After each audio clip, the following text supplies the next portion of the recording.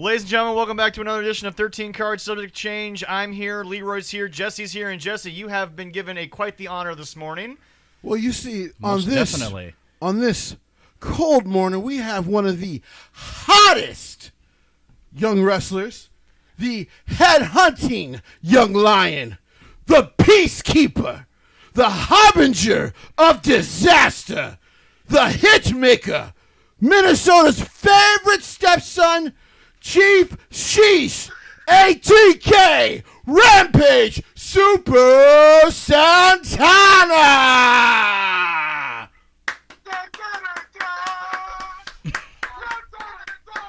Well, we already have a copyright strike on one video. Well, that's all right. Anyway, Jesse, you may go ahead. First of all, welcome to the show, my young lion. Thanks, bro. Well, first of all, I also heard you had a pretty damn good night yourself last night. Yeah, I got beat up. Hey, we'll talk about it a little later after we're done with Rampage here, but overall it was a great night, great match.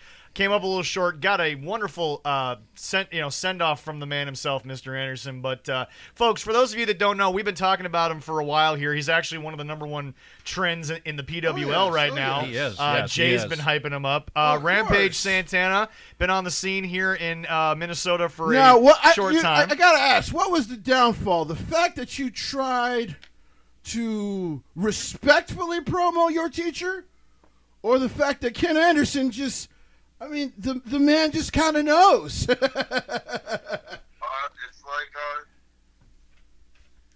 was more so like, I didn't care type of vibe. You know?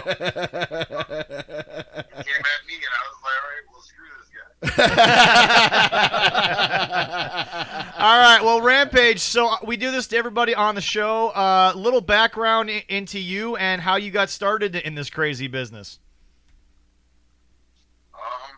I grew up a young wee Mark, and yeah, I stalked Sean Davari on Facebook when I was like 16. Okay. Pretty sure.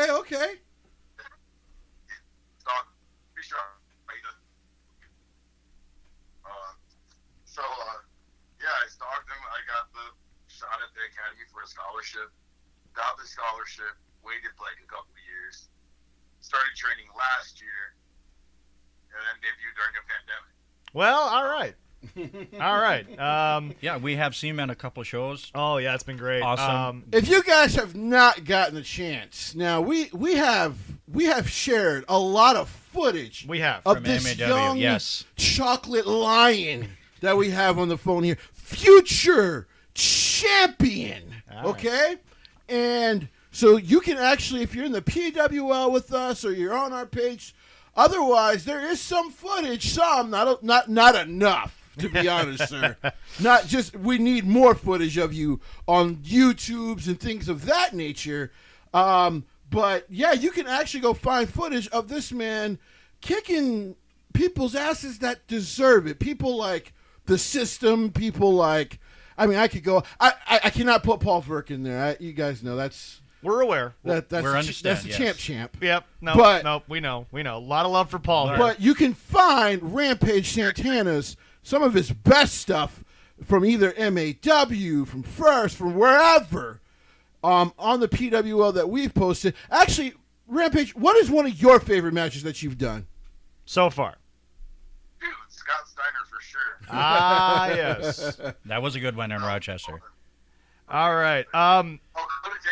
Jacobs was involved in that match. Mainly, Okay, yeah. So obviously right now, MAW is one of the faster rising companies to come back since the pandemic. Correct. They've obviously been featuring a lot of different people, brought in a bunch of people. There's a bunch of stuff going on. Last night we just crowned the first ever television champion. I do believe you are in the tournament coming up for their title. Yes. Dude, that tournament's in the bag. Okay.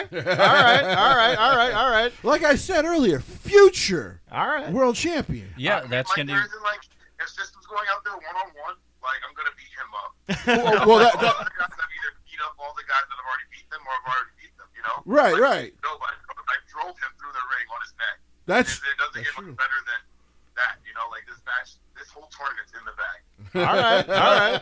Well, he did You get know, I might just his. change my entrance song that night to Vince McMahon. Okay, all right. Hopefully the system he'll be able to recover from getting his ass beat by a 71-year-old man last night. I don't know. I think Brian has to survive the chair spot, actually. Maybe that, We'll too. talk about that a little later. But so Rampage, obviously, like we said, you're in the tournament. You say it's in the bag. So do you have aspirations to sort of continue to be like a future guy for this company? Or, like, I mean, are your aspirations clearly, you know, I mean, everyone wants to do anything, but, like, what are the aspirations going forward? Again, young career, but, you know, a lot of upside to it. I mean, it's like, if I get signed to like Impact or AEW, or like if Ring of Honor ever opens back up and I can get on those like I can go wherever I want type of contracts, then I'll probably always be at MAW. But if I get signed to the, like that's the E.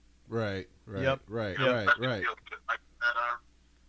nice being able to hop from promotion to promotion, that I'll definitely stay MAW. Okay, yeah. Almost like, because there's almost still a, working for MAW, there's still a freedom there where, while, you do a lot of shows for them, you can also kind of go and experience new opponents, do new stories, things of that nature, right? Agreed. All right. So, so going forward, obviously with MAW, what's a match that I guess not necessarily you want, but you think needs to happen with anybody on the current roster? I need to fight BJ Seastrom.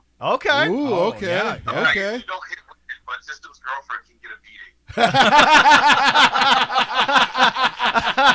Oh boy. It is richly deserved, to be honest. All It right. is- Well, that's It fair. is very richly deserved. All right. So, I've seen the wrestling ring like one time, and it was great. I definitely want to beat him up more. okay. All right. Well, everyone loves to take We're that. ready for that.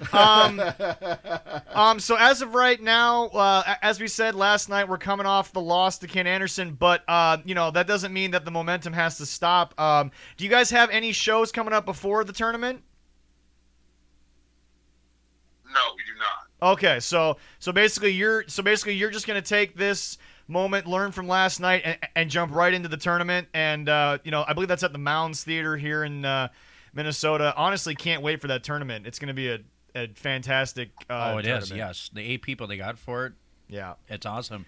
So He's got almost like a Brock Lesnar King of the Ring chance of just running through that thing. okay, now. all right, yeah. I must say, he really does. Seeing him quite a few times ourselves, I must admit, reading the intro, I mean, it's hard to disagree with anything. I mean, that is true. I see no lies in his description and the fact that he's going to run through the tournament. So if you do, let me correct this, sir. When you win the championship, Yes. is there someone you are actually maybe looking to defend it against right away? I put the whole Rising on the apron, Okay. and I let them have that match against me for that title. Okay. All right. Okay. Oh wow. Man. I would actually very much enjoy seeing I would that. so enjoy seeing that. That would be that would be a lot of fun. He can actually force the guy. He can force the system to finally play the violin properly, and not terribly, Well, and not use it as a weapon. I've heard him play Devil Goes Down to Georgia a couple times. It's kind of good. sort of. It's pretty good. He's featured on the Rugged Truth's new outcoming mixtape. I can't give too many details on that right now. Okay, that's fair. But yeah, it's falling into place for the system. Maybe he'll stop being a crappy person for once.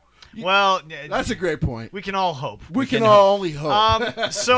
Rampage, I think one of the biggest things we get asked by a lot of people that listen to the show is you guys are obviously on a circuit that they're not used to seeing on a consistent level, and you guys do rub elbows with a lot of really old school talents of the business. What's that been like, more so than I said? I guess, going to what people view as a national promotion. And obviously they have their producers backstage and everything. But you get to meet so many unique characters in the business, whether it's part of signings or they're just backstage in the area. What's it like sort of, going into the company knowing that you've got your stuff to do, but there's all this, like, extra stuff going on around you with legends? I mean, it's an advantage for sure. It's like I get to rub elbows and hear all these people's different opinions and how they see wrestling. And it's always different from everyone else's, but you always get to take this from what everyone says. Right. And you get to like interpret it into your own way. It's almost like the Bible, because everyone's going to interpret that however they want. Right. The same thing with wrestling. All right, well, fantastic. So not to keep you much longer, we know you had a long night and you've got a big thing to prepare for, but the one thing we would like is take as much time as you'd like. If you'd like to promote anything going on, if you'd like to do some shows, you can give your social medias if you'd like as well. Okay. Well, we got, let's see, we've got November 13th, we got MAW. Well, that just passed, never mind. That was last night. It's a long night. Oh, yeah, but watch it on Fight TV, dude. Like, okay, yeah. We will promote that, definitely. Like, every match was freaking great. That was a great show. Yeah. Chavo is the man. And then we got PCW, Paradise City Champion. City Wrestling. Okay. November 20th. That's going to be heat. That's in Minnesota. Okay. It's in Minnesota. Just check it out on Facebook. Mitch Paradise runs it. Then we got Steel Domain Wrestling, December 3rd. That's going to be great. And then you can never forget about Ironheart Pro Wrestling. That one's going to be something. All right. Well, fantastic. Now, before we let you go, I just thought about the MAW Championship Tournament. Go ahead. And there is a guy we've had on the show before who technically didn't lose a championship, was in the tournament. This is a valid point. So true. Yes, it is. This is a valid point. And it's someone you may run against. What are your thoughts on Austin Arrow? Who? Okay. All right. Okay. You know what? He's pretty cool. He looks lethal. Okay. Yeah, but it takes a lot more lethal to knock down King Kong, because King Kong ain't got shit on me. Okay. All right. I like that. Well, I was a huge fan of Godzilla versus Kong. You were. Now I am hoping that this is the final because I mean, these two behemoths of men. Well, we've already been told what the ending's going to be, but I mean, the journey's always fun to watch. Yes, it is. Yes. I'm about to say, we understand. Right now. Yeah, right. Like we understand who will be the champion. Oh yeah, at the end. No one's questioning this. But I kind of need to see the manly men slap meat in the finals. So I am now hoping that your finals opponent is Austin Arrow, good sir. As he said, are there any social media pages you would like to go ahead and promote out here? Where can people find Rampage? Oh yeah, on Instagram I'm the official Rampage Santana. Don't follow me on Twitter. You might get heat. Okay. Follow me on Facebook, Rampage Santana, and here you go. All right. Much love to you, man. All right. I can't wait to actually watch. As they got the actually chance to see it live. I can't wait to actually watch it when I get home on Fight TV. I was under the weather, so I can't wait to actually see the match. Sorry, Ken Anderson got the best of you. He's a Green Bay Packer fan too, man. They're known to cheat. Yeah. And I'm be very dishonest. Exactly, insanely dishonest. I don't think he's leaving system. Drew, system. I don't think he's leaving. He's just outside smoking. That's fair. And good luck. No, yeah, you guys have been offending the system the whole time. He's been sitting here upset because he thinks that he's gonna win the title because he has a violin and pretty hair. I mean, he is welcome to throw his case out there, and not that violin case, because my God, that thing is not beautiful. But he is more than welcome to throw his case out there on why he's going to win the whole thing. We are live. We are live. There is no case. Oh, okay. All Well, right. I mean, all right. You know. Well, that might be why the violin has a problem. You got to keep that thing in a case. Well, I can get him a smaller one, and then he can, cry over it. Playing the world's smallest violin. I have a feeling I'm going to get hit with it now the next time I see him. But we have to be honest on the show. We do. We have to be honest. We do. We are sort of the honesty brokers of Yes. professional wrestling. Yes, we are. We value that here. So anyway, we will definitely talk to you after the championship tournament when we will be talking about a very successful tournament, obviously. Yes, of course. And we thank you so much, sir. We will make sure people continue to find you, and to the system, he's welcome to come on the show and talk shit about us. We love that. But for today, we appreciate you, sir, and heal up, and we will talk to you very soon.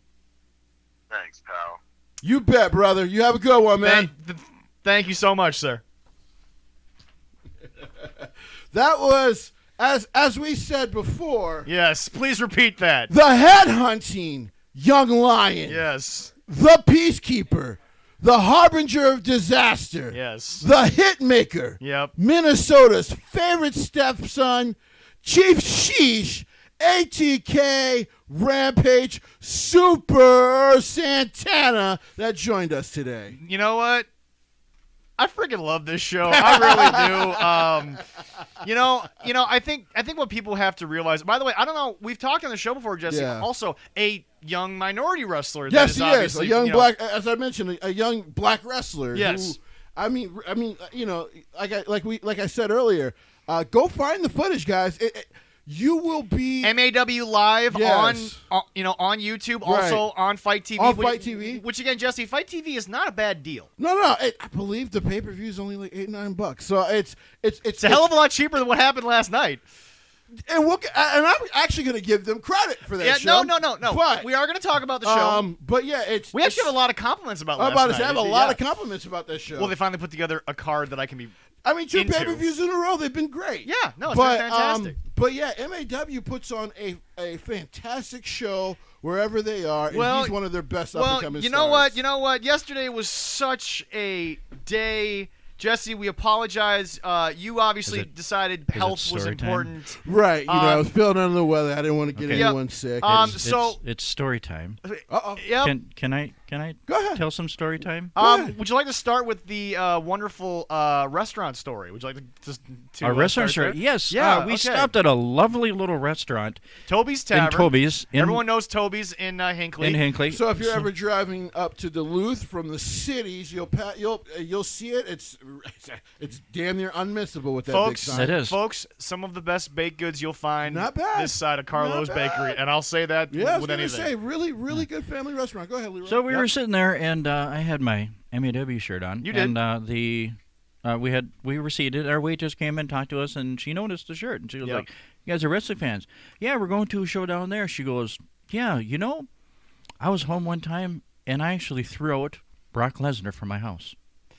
I'm like, "What?" She said it was around the time that Brock was transitioning to the Vikings, Okay. and that had just gone down, and Brock was living in Minnesota, and Brock had come His in. family's from here. So. Yep. Brock had come into the restaurant Right. that she was working at Right. the time, and he had apparently come over, and at 2 a.m, she had to get up at like 4 or 5 for work. At 2 a.m, out on the dock, there's like a stereo blaring, and her son is wrestling with somebody. And she didn't know who it was right then. And she didn't know who it was, but I guess afterwards Brock actually came up, was very respectful, apologized for everything. He didn't know what was going on. So Yeah. Brock, Brock's a very good guy, good human being. That was a great story. Are you just saying that because he looks like he can rip your head apart with his bare hands? Wouldn't you? Well, it's true, but the fun part, He could kill the aliens, man. I mean, That's this true. waitress was not a big woman either. She was a smaller oh woman. no. But But she's one of those women that's like, when you're in her home and she's telling you to get out, you gonna get out. I mean, well, I, Brock's a good boy. He knows when mom speaks, I was you gonna better say, he's listen. a good country boy. He so is. And he He knows. does So respect and his own. she said she did run to him a couple other times after that, and he was so nice, so cordial, Oh, yeah. talking with her and everything like that. So I'm like, Yeah, well, that is Brock. Well, and people have also heard the story on social media. A guy went into a Jimmy John's and didn't really approach Brock. They just ended up talking about like hunting, fishing, stuff like that. And it's like Brock, I'm sure is just one of those guys that it's like if you kind of, I've always said this, especially about the wrestlers, if you really just kind of take a deep breath and let them be human for about 20 seconds in your mind. I think it's a lot easier for them to open up and realize they don't have to be in that mode and everything. They don't have to be what they are in the ring and everything. And, I think you get a lot more stuff out of the wrestlers at that point. But anyway, so we get to the show. Yeah, we continue on to Women of Oakdale, Nations, Minnesota, which by the way, Women's of Nation, Grand Slam we don't 3. know the official number, but there were plenty of raffle tickets sold, a lot of money in jars, a lot of money sold. It looks like they pretty much, I think they sold out the show. Okay. I believe so. Oh yeah, no, Yeah. easily. Floor was definitely sold out. The bleachers in that high school gym were absolutely packed. The crowd was 9 matches starting at 7 o'clock. We ended about 9:30 on the dot, which is what we wanted to do. Right. Yep. And crowd was into it all night. That's awesome. Crowd yeah. absolutely loved it. We had the meet and greet before from 5 to 7. I mean, the lines for the meet and greet for the Superstars. Kurt was huge. Kurt, Ken had a Ken bunch Anderson, of people. Tatanka. We had Tatanka, who, by the way, amazing guy to talk to. I have a little story about Tatanka that I talked to. So, Jesse, last week on the show, we sort of did a quick topic because it doesn't deserve the long topic that people wanted it to be. The hate for Vince and how he treats certain things. I literally went up to Tatanka and I said, you were obviously openly, doing your Native American heritage while you were in WWE. Right, and he said yes. right. And I was like, what exactly was the situation with Vince in that situation? How was Vince? And he didn't cut me off, but towards the end, he sort of just jumped on it knowing where I was going. And he said, okay, here's the deal. Vince was actually very into me. Vince was very respectful of everything. If you go back and look at a bunch of the stuff that we did, nothing was ever insulting. Vince was very into me doing it, and he was very into the the sort of look of it and everything. And he said himself, we never did anything that didn't allow our bloodline to continue successfully. Right. So once again, folks, people, because I think for a lot of years people were sort of thinking that Vince was over the topping Tatanka with that thing. I think in some circles I think it's been. I had always heard though that it was mostly his decision. Yeah. Hell, even in the '90s, there's just certain things you couldn't do. Even in the '90s. I mean, there's a lot of things they got away with in the '90s. Yeah, there's a lot of things you couldn't do. Yeah, but once again, folks, when you go to a successful businessman, and we say it all the time on the show, but I like to repeat stuff on the show because A, new listeners, and B, at the same time, there are things that are worth repeating so we can get off this schneid of stuff that just isn't true. Right. If you go in and you're willing to work for him and you're willing to do, good things for him, and you're willing to sort of be a company guy. Right. But again, I don't think Vince has ever been that way. I think Vince looked at it as something that, okay, this will work, definitely. And yeah, okay, all business people think in demographics. I'm sorry, but that's been the only thing AEW has been winning recently. We'll talk about that in a little bit. But like, when you talk about demographics, Jesse, it's not just age demographics. Right. It is marketing to African Americans. It is marketing to the Native communities and the other minority communities in America and the white community. That's just how marketing works. Right. That, the one thing about a marketing department is, to the cancel culture mob of the world, and no, I'm not defending Aaron Rodgers. Fuck Aaron Rodgers. You mean Karen Rodgers? He doesn't even deserve a joke. Just screw Okay, him. all right. But Packers suck. but no. It's just what I need. It's like I think a lot of marketing departments would be viewed racist or insensitive. Right. But at the end of the day, Jesse, sex sells on top of your marketing to certain people, and the way that you market it can ultimately make you money because it is the almighty dollar that the marketing department is ultimately being paid to get there. Right. Like we said, Vince may be giving a lot of the African American wrestlers chances after what's happened in America in the last year, regardless of the reasoning for it. All those guys were incredibly deserving. Right. And look, Vince, I think especially when you look back at Rusev and Lana, there was a lot of unrest in Russia and America at that time. I actually read an article back then that Vince is very much in tune with what's going on in the world. And I'm not saying he's always sensitive to what's happening, but he at least brings attention to what's going on. Right. So, but no, it was actually very, very cool to talk to Tatanka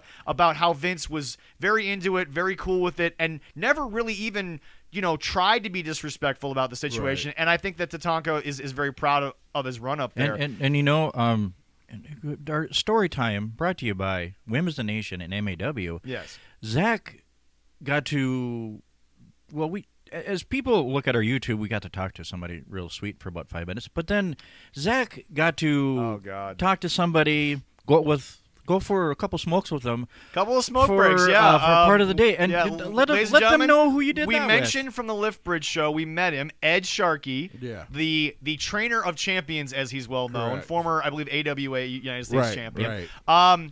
Folks, just talking to this guy, listening to how he'll talk about wrestling, I mean, folks, I learned more in probably a good hour. Charlie Norris, also from WCW fame, That's was awesome. actually there with Ed. And Ed was talking about he's got some really old programs from old shows that his pictures were in. He talked about what it was like working the territories all over the place.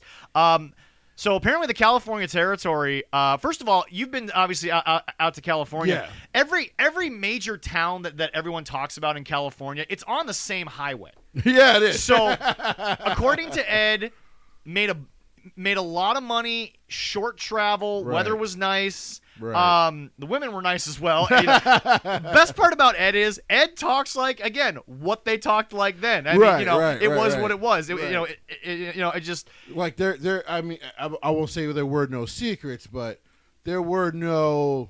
Oh, he used to say, if you were, it's like all the old wrestlers always talk about. If you were seen together, you got fined. Right. Or the promoter didn't want to work with you. All this other stuff. Because they had to protect kayfabe back in the day. No, exactly. But no, Which is why people get weirded out now by Mark Calloway just kind of being everywhere. Yeah, that's it's true. really weird for the years you were there. But no, Ed said, it's interesting because we said at the last time we saw Ed that Ed said a lot of great workers out there. Right. And I asked him kind of what he meant by that. Right. And he basically equated it to a great worker equals a great wrestler. Okay. You have to make the crowd a part of it. Right. Interesting enough, he doesn't like when guys go to the floor. He's actually not he absolutely hates it. When he was booking, apparently, he did not like guys to go outside the ring. Because just to kind of quote him, it was simply, if you're good, you're good enough to do it in the ring. Right. So, basically, he's not, a huge fan of that, which is, interesting for AEW that spends half their time outside the ring to actually watch a match. But technically, they had 2 matches that were outside the ring. yeah, but no, I mean, folks, I just, he talks about Jerry. Ed, by the way, was a little unhappy. That Kurt left without saying hello, but Kurt was obviously very busy and a lot of travel situation there. But yeah, no. Here's the thing. I'm not saying anything that I think would be a problem because Ed is one of those guys who was so he's so happy to meet fans. He's so happy to sign autographs and talk about those old days. And it's like, again, you just sit there and you just listen to him talk, and you realize that you get more respect for Jim Cornette, who has been able to sort of say it on a much larger scale, but but you realize that if you take off the rose-colored glasses, if you just listen, there's a lot of legitimacy to what they're saying and stuff that is very, very palatable to anyone. Because it's like I said, it's one of those things. Like I said, the biggest problem that sometimes I still have with Jim that I used to have was that. It felt like the inability to adapt. Because not that the old school way was wrong. Yeah. As me and you, Leroy, talked about Well, that's the thing that together. I always tell people. There's a lot of the old things I love. I always tell people, Jim is never wrong. Yeah. He just doesn't always make it palatable for the modern audience. Right. He's never actually been wrong about how to book something. Because here's the deal. He's explained multiple times how he would have rebooked a lot of stuff that AEW and WWE have done. And here's the thing. And it would have worked, 30, 40 years ago. Because if people, as we were talking about Ring of Honor last week, Yeah. he was a part of that major growth. He was a part of the major growth. He tried to in make TNA. that the sports alternative. Yes, he did. To WWE. So it's not that he can't fully adapt. So that's why sometimes I. And it worked, by the way, because him. Jesse, Ring of Honor was really hot when Yes, Sinclair it was. finally bought them. We're not going to get into how much. Right, Sinclair fucked it up. right. But there's a legitimacy to what Jim was doing, because remember, there was the hardcore ROH audience, but Jim got a lot more eyes on ROH with what he was trying to give. Because it felt, even with TNA around, or starting with NWA/TNA. Yeah. It was one of those things where it felt so damn new. Yeah. Like it felt fresh. And interesting enough, Jim actually recently said in a podcast, he actually defends a lot of the self-promotion that Jeff Jarrett did,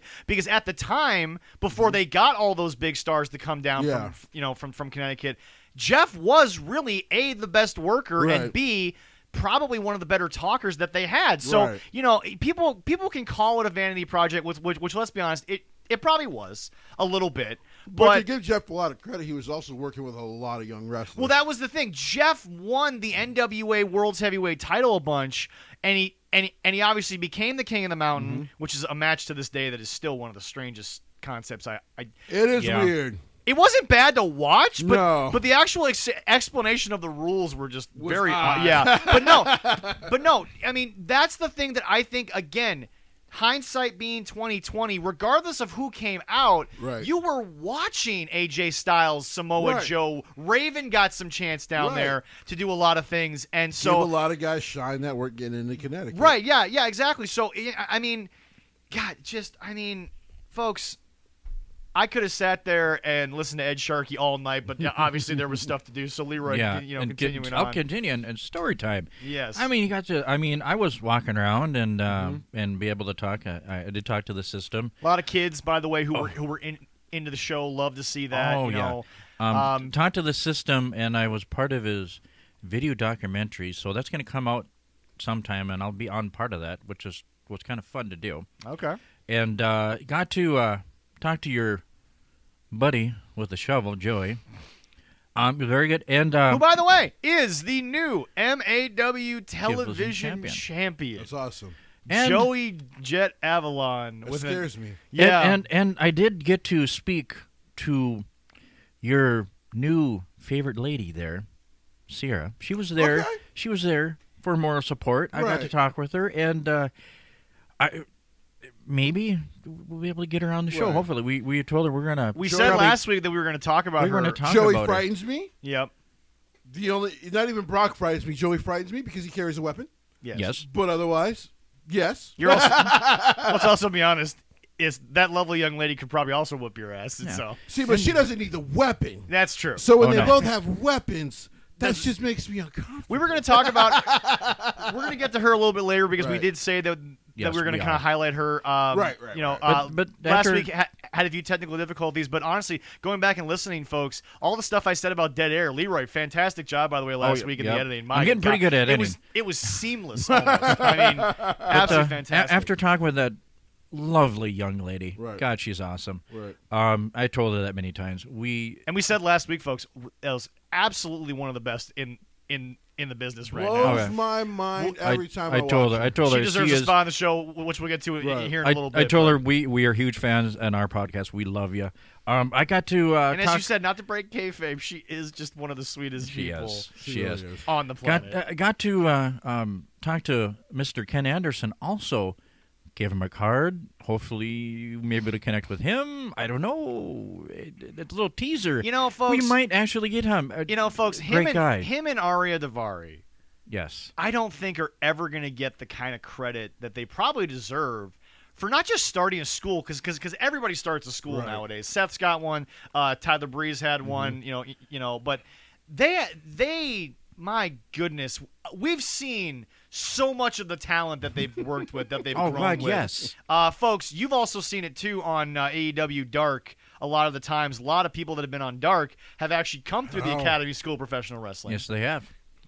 But yeah, Hell, Darby Allin has been through Minnesota a bunch. I mean, Interesting the story. it's almost become a factory now. By the way, it's funny you say that because Ed did say Minnesota probably the most miserable travel, but we all know that just from living here. Oh, Yeah, yes. you live here, you know that. It was arguably the biggest and best territory back in the day. Oh, yeah. Oh, yes, it was. Even it was probably more wrestlers wrestling than obviously Vince was, because Jesse, we talked, Vince and Vince Sr. ultimately had to survive in the entertainment capital of the world. Right. Which again, folks, no, it's not Hollywood. It is New York City. Right. Yes, it is. Right. It's not even really a debate, when you think about it. But no, Jesse. It's just that it never really rains in LA, and it's always nice in LA. So you can go do whatever in LA. So when people call it the entertainment capital of the world, some people mean it in the sense of like, well, you got to give people something to do because there's 1,000 other things they can go do. Yeah. Where in New York, well, if I'm coming to see you and I'm paying for it, Well, that's just you it. damn well better be entertaining. Well, that's just it. You want to pay $20 for a show? It's going to be a street performer. Right. It's basically it. right. A small hole-in-the-wall dive bar, they're still going to charge you $40-50 at the door just to get in. That's true. And I'm not lying. Jesse will confirm that numerous times. It's not that expensive, but it is pretty high. Yeah. All right. Well, after I got to talk to Mr. Anderson, and I was nice enough, I showed him how to get to the dressing room because he had a match later night. Well, a few minutes went by, and then I had a phone conversation earlier in the week, which I held my stuff together, and I don't know how I did it. You called your mother after I you called my interviewed mom. her. My mom was so proud of me, and I love my mom. And she never listened. She listened like 5 minutes in the show, and then she stopped because we swear. Yep. I love you, Mom. Yep. She might listen longer because we didn't swear as much. Not yet. No. But not yet. We haven't gotten the full gear. oh, yeah. But then we got a chance to talk to Kurt Angle. Right before the show, we got about 5 minutes. So if you want to see it, Yep. it is on YouTube. Yep. It is up there. Now, folks. I am very, very, very proud of you boys. I'm shitting myself. I am proud I'll of say it. Zach. I mean, Zach, I could clearly tell at the beginning you were nervous, but you worked your way into it. Zach has and I'm done. very proud of you. He has done 2 back-to-back interviews. Nick Aldis and Kurt Angle. In the same calendar year. I've had a hell of a year. So- as well as Dave last week. We've had Darren on this year and too. we've We had had him Darren. during Yes. WrestleMania. I mean, yeah, no. So Zach, I to tell you this, and incredible. I mean, getting that interview, getting those questions, you forgot what we talked about before we got down there, but you flew off the the cuff. thing about it is, It folks, was- if oh you my ever God, it get was the awesome. opportunity to talk to the wrestlers, you got to understand something. Once again, I don't necessarily agree with the way that Phil Brooks handled a lot of the fan backlash towards the end of his run in WWE, but I get it. You're 3 a.m., a red-eye flight.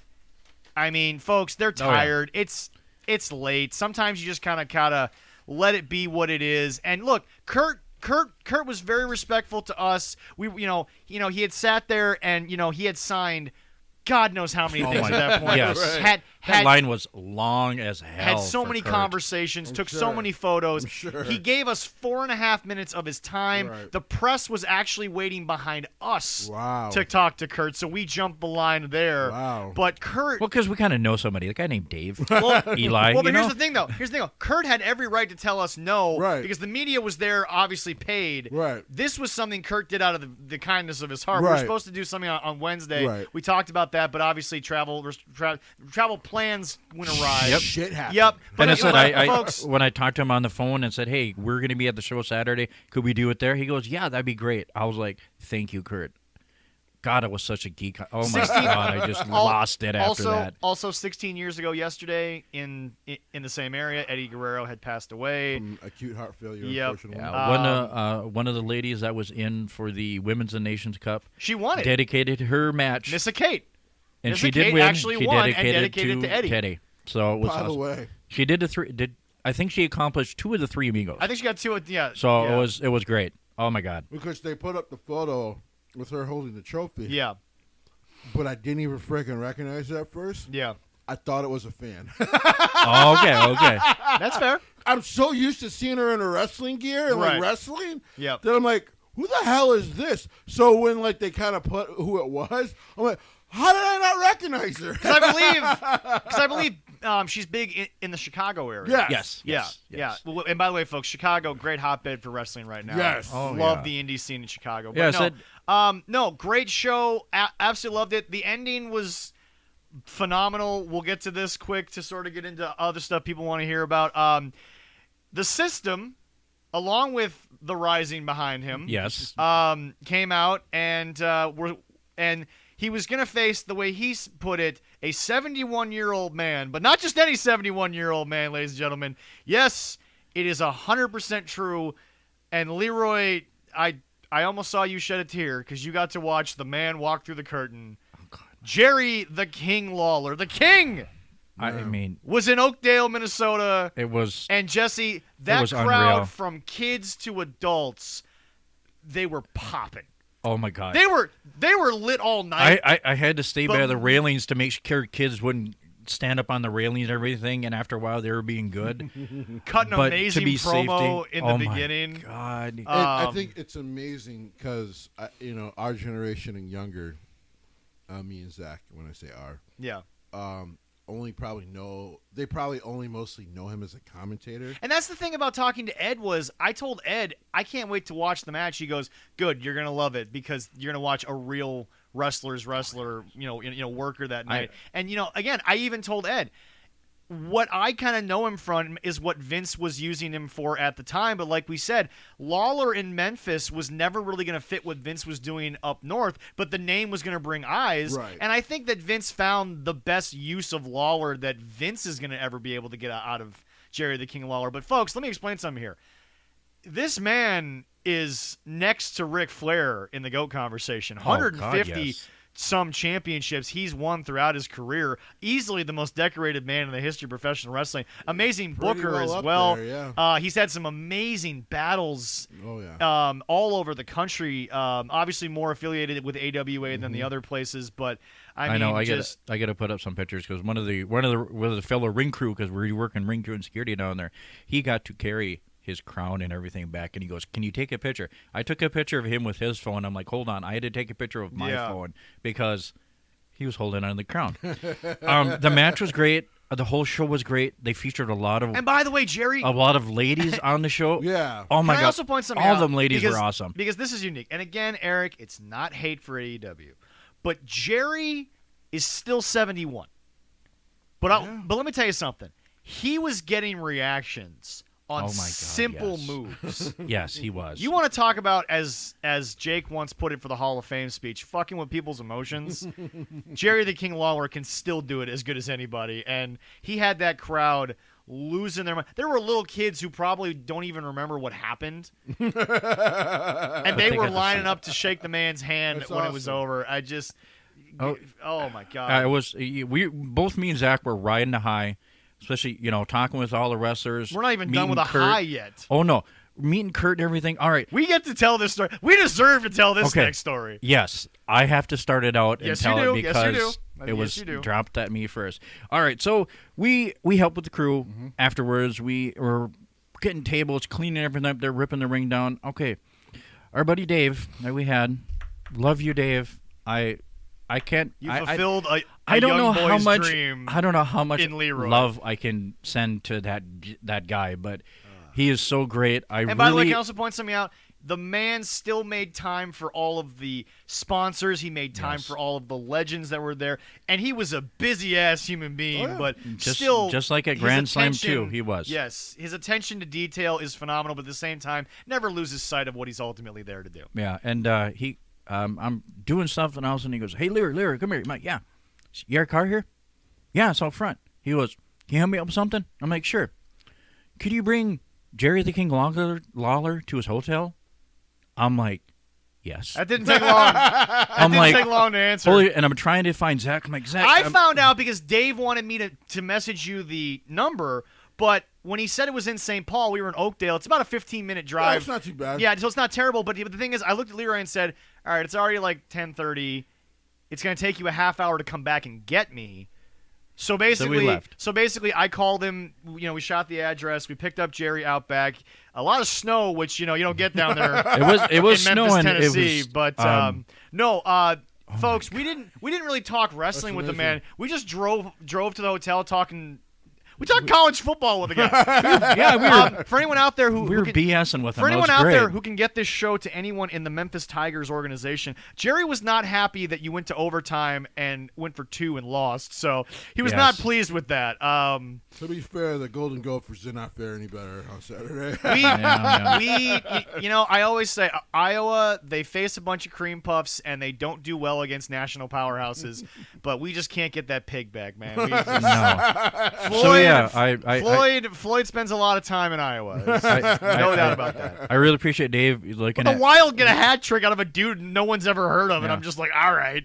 But, getting asked to do that, I was like, oh, my God. Oh, so God. driving to St. Paul with Jerry Lee King Wilder next to me, and he's hungry. So we find a Random gas station that's right open. by.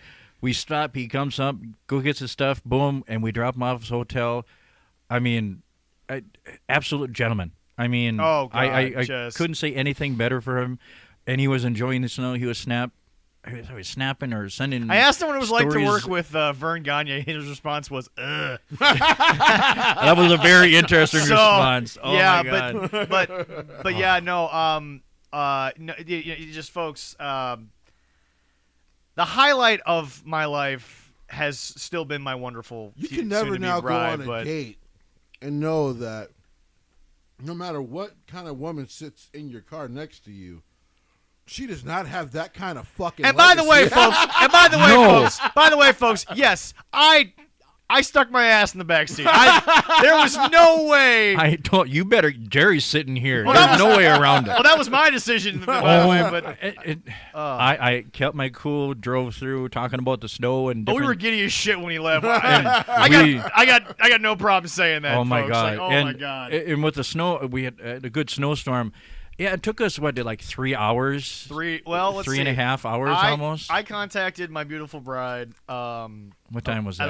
At about 10:45. Now, folks. Okay, yes. Now, folks, if you're on I-35 and you're calling somebody in Duluth from St. Paul at 10:45, you're home by 1 o'clock. Most of the And time. that's if you don't even follow the speed limits. Most of the time. You can get there maybe at like 12:30. Oh, but I've done it in an hour and 10. We, Don't do that. yeah, no, don't do that. But we rolled in here at my house at about 2:30. I got home about 3 because folks, Oh Folks, my God! when the weather gets bad, don't pass the snow plows. Right. No. You'll end up in a ditch. There were wreckers and state troopers on the side of the road. By I've the way, lost count of how many I saw. it wasn't that horrible nippy cold. We had, we saw a guy get out of his car. He was probably maybe looking for bars to like contact somebody. But then folks, don't leave the car on I-35. No. and Because the nearest town's about probably 30 miles in either direction. and Jerry had a fun question. Also, as we're a lot of small towns, folks. A lot of the gas stations probably aren't even open. yeah. No. So- Unless you find a Quick Trip, that gas station closes at about 11:30. As we were driving, Jerry looked around and noticed. He goes, "So people are out walking around in this?" Oh, yes, sir. I'm yes, like, "Yeah, sir. we got something to do on a Saturday, so they're gonna walk around in the snow." Saturday night, He was snow didn't amazed. stop nobody, man. He was It amazed that people were out still walking around in streets the were snow. packed. But, folks, like I said, To be fair, working in WWE all those years, it's not like they stayed in towns for very long. no. No. No, they weren't. But no, our interview with Kurt is now on our official YouTube. But let me just say this. The highlight of my life is still my beautiful bride. There's no doubt about that. But, Leroy, I have known you now for 4 years, and I can't say that I've done more amazing shit in my life than the last 4 years I've known you. And again, folks, this started with me being like, yeah, I had this idea for a wrestling podcast, and then 3 days later, you're like, hey, I got this Boom. equipment. I'm like, oh, shit, we're doing this. Okay. And, in 4 years, I've interviewed everyone from one of the best in the world on the indies right now, Mr. Darren Corbin, all around performers. Yes. I've Oh, yes. interviewed so many great up and comers like JDX. We had Rampage on earlier in the show. Austin Arrow. Austin Arrow's been fun to have on many times. Jack, the young Jack man Ledger. Jack Ledger. We had him on. Yes. Jack was great. But folks, I've gone from the reigning 10 pounds of gold holder to a WWE Hall of Famer. That, oddly enough, went into the Hall of Famer the same year you and I first met. So that was Yes. that was interesting. But no, folks, look. We always say if you go help your local promotions, make sure you do the full job. Make Right. sure that you do what's asked of you, all those wonderful things. But, folks, I've never been known as much of a risk taker. I'll be the first person to admit that. I like, safe things in like work and business and stuff like that. But, goddamn, if I haven't had a hell of a 4 years Oh my! with yes. you two bastards, and it's oh incredible. my God. I mean, I'm still. Whew! I'm still feeling it from last night. Oh my and God! If anybody if it hears wasn't for a this, 4-hour car trip, we might actually still have energy. but yeah, if anybody hears this and they know Jerry Lawler, I mean, they could tell him, hey, these two guys were just a highlight of my life right now. It's I don't know what else could happen to make it even better. All right. But, so to move past our giddiness to some Meeting McFoley. I've met Mick Foley. I got okay. pictures with him. I love But Mick. No, yeah, but Mick's definitely great. this Uh, show was great. A lot of things have happened. RVD finally got married. We'll Yes, he did. want to give some love to our boy Rob Congratulations, Van Dam. RVD. Her ass barely. Congratulations. Yes. I don't leave it look at her. that. I don't look at her butt. I look at her. I'm just. I'm just. They I'm gonna barely take that fit in back. there, too. You don't even have to edit that out. I'm taking that back. All right. Congratulations to the bride and the groom. I think Rob gets it. Okay. I think Rob gets it. We can talk about her ass. It's all right. By the way, Didn't folks, even fit in the wedding dress. also, WrestleMania, they're doing it again. In 2 Dallas. days in Dallas. They're going to try to fit 100,000 people twice into a stadium. They'll do it, which is. And I think, Holy smokes. and if you're ready for it, and Jesse, if you're up for it, We'll do another marathon we're probably weekend. going to do a weekend of Well, WrestleMania podcast. so. We've already promised these wonderful fans of 13 Cards that we're going to do the whole thing for New Japan. Oh, we're doing Wrestle Kingdom, Oh, yes. so we might as well. do Yep. Mania. I really hope you guys survive. I'm going to have to Also- come in and check on you, man. the best rivalry in all of professional wrestling right now, MJF versus his parents. That was fantastic. I mean, can I just say how much I the love man Maxwell man. Jacob Friedman? cuts heel promos on his own parents. It's so good. Like he must be a breath of fresh air to the old school, because it's like, well, at least he doesn't kill kayfabe. And the other thing about it, Jesse, is he's a guy that, if, like you said, when his contract, and by the way, it's been revealed, AEW contracts, they don't cut people, they just let them run out. Right. So, folks, if he ends up in WWE, even he'll probably sit there and say, look, Tony might offer me 7 figures, Vince might offer me high 6, Right. but to think he won't get 10 times the exposure in all Easy. these places. Easy. I mean, I just can't believe he called his own mama a slut. I'm like, damn. God, Wow. I love It's- Maxwell Jacob Friedman. Also, I'm so happy his we parents are up with have that. for everyone here today. We have a blind resume. Jesse doesn't know about this. Okay. Leroy, Okay. I asked you to I put just it found on. out the other day, and he said he had a good one. I'm like, oh crap. Yep. Oh, that. You know what? Part of me thinks we've done this on the show before. I don't think we have. Jesse, I think we'll probably get this pretty quick. Okay. It's been a while since we did a lot. Yep. We did quite a few of them when we first started, and then we haven't done it for a while. All right. So let me see how I can make this. Jesse, Difficult? this man is billed from Brooklyn, New York. Okay. This man is an absolute pioneer in the high flying world. He has worked for New Japan. He's It's worked. not the Brooklyn Baller. Nope. He's worked for New I wasn't Japan. gonna go there. He's worked for Total Nonstop Action. He is a 3-time X Division champion, a former NWA World Not Jay Tag Team Lethal. champion. No. Okay. No. Who just recently signed to AEW? Yes. Ah. We'll talk about that a little bit later. But let's go to some career highlights here, shall we? He is a former Combat Zone Wrestling CZW World Tag Team champion. Shit. Hold on. I'm trying Homicide. No. Okay. He is a former Maryland Championship Wrestling Cruiserweight champion. Cruiserweight. He was ranked number High 8. flyer. He was ranked number 87 in the top 500 singles in 2010. Not Amazing Red, right? Ladies and gentlemen, the cousin of Selena Vega, Amazing Red. Holy shit! There you go. That was good. First of all, Wait, Amazing Red? Here's the deal, though, folks. I forgot he was from Brooklyn. Like, I always think he's from the Bronx. Puerto Rican as well. Yes. Okay, he's folks, Latino. Folks, here's the deal. If it was just me and Doesn't look it, by the way. yeah. By the way, but here's the deal, folks. Leroy probably would have gotten it. Jesse, it was hard to give you anything that wasn't going to eventually lead you to Mr. Right. To Mr. Red there. Also, his baby brother Crimson had. Yes. Where has he been recently? So- He's on the Independents, I've heard. And here's the thing: Ring of Honor just ended. He was technically contracted with them. Yeah.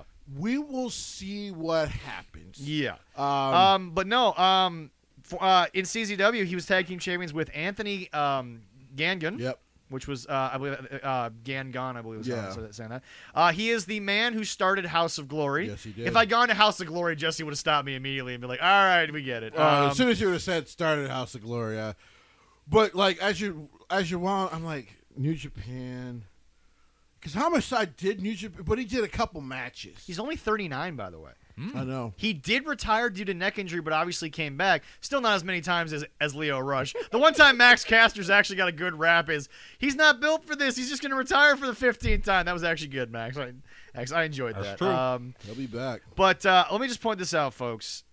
If you've never seen this guy, look up the tapes. Go find the matches. I would say just Awesome matches. TNA has so much of his stuff put up on YouTube. Yeah. Just go look. Like, if you want to know why the modern high flyer is the way they are, go look for it. It's interesting, Jesse. I think because of the way TNA was booking Red, even though, again, 3-time X Division champion, but very early on in the X Division, when they finally got TV, the way Red was being used at the time, nobody really got that Amazing Red, again, cousins of Selena Vega. Yes. You see where the family lineage lies there. But, I mean, folks. I think she actually taught, he actually taught her a little bit, too. Yeah, but just, folks, I mean, Amazing Red is called Amazing Red for a goddamn reason. Listen, man, it's one of those things. It's almost like Rey Mysterio from back in the day, where it's just, it's astounding how they have lasted where their counterparts have not, because while they invented this insane style, they were also, for the most part, safe. Now, luckily for him, because the neck injury, I believe, it's that fucking Asai moonsault. Yeah. Like, I don't know how many high flyers' careers it has cost, but that fucking, be careful with the Asai moonsault, people. And don't do it if you're 6'7", 300 pounds. I'm not even gonna get to that. That's fair. Yeah, but it's one don't of do it. It's one of those things where hit it one bad time. And I mean, luckily he didn't end up like Hayabusa. He was able to recover. He started a wrestling school too, I believe, besides just doing Hog. I think so. Glory. Yeah. He's one of the head trainers at House of Glory. Yeah. So it's one of those things where like it's we have to like we appreciate Ray. Yeah. We had to appreciate him. And he brought something to, and this is why I've always thought CZW was the closest thing to ECW. Although again, I don't blame CZW for going more deathmatch because that was their audience. Right. But because here's the deal, that is the audience that's kept them around, much like GCW. But I mean, again, brought something to a hardcore world that they weren't used to. Remember. Well, and here's the deal, Amazing Red wouldn't be doing all the things he did if Paul Heyman didn't say, fuck what everyone says. I'm going to bring Psychosis and Rey Mysterio. I'm going to put 3 matches on in ECW, and America's going to see a lucha-style match. And Psychosis and Rey, in my opinion, Jesse, call me crazy, I think they were the only 2 guys that were going to really make that impact on American television. Nothing against any. I mean, the problem with La Parka was anytime he did have fun, and, because he is lucha. Yes, like he is from Mexico. He's lucha, but he's also like he's my size. Like, so seeing him fly around was always weird. Yeah. But yeah, I mean, something about the way Ray has just always worked, even if you watch some of his old Mexican. Because Ray has always been. It was graceful. Yes. Like he's moving around the ring so fast, doing all this stuff, but it's with grace. Yeah. Not a slip of a miss or anything. Yeah.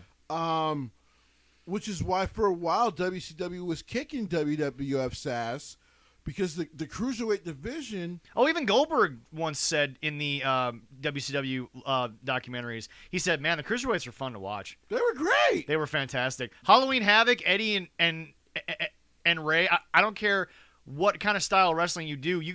If you don't go watch that match and get inspired to do it, I don't know. I mean, I don't know how you probably watch one of the best wrestling matches of all time and not get inspired. Oh my God, it was so good. And by the way, a lot of love to our boy Psychosis. I mean, right. legendary Like, luchador. Still, his career in the States is deeply underrated. oh yeah. Deeply. I'm just glad that he didn't get chosen by Jericho to mess it up by going to that horrible stuff. I'm sorry, Hoovy, that was a bad idea. It's just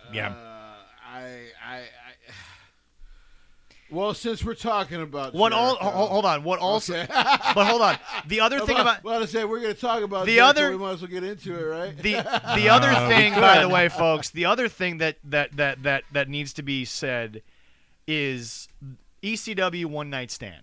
When Psychosis came out, took the mask off. I mean, that is Joey Styles talked about it on commentary. Was one of the biggest things of respect that Psychosis, because that's not accepted in there. Right. Like you're supposed to keep that thing on. Yeah. And so that was huge when he did that. Yeah. And he wrestled the whole match without it too. And by the way, that was their fourth match under the ECW banner. Mm-hmm. It was still as big a banger as their first one. They're magic together. I always tell people, they've wrestled each other like 500 times. So because the crazy part about ECW back in the day was it felt so frantic. Yeah. But I'm like, really, just if you need, mute it and then watch. Yeah. And then you'd be like, Paul was really putting on some of the best shit in the world. Yeah.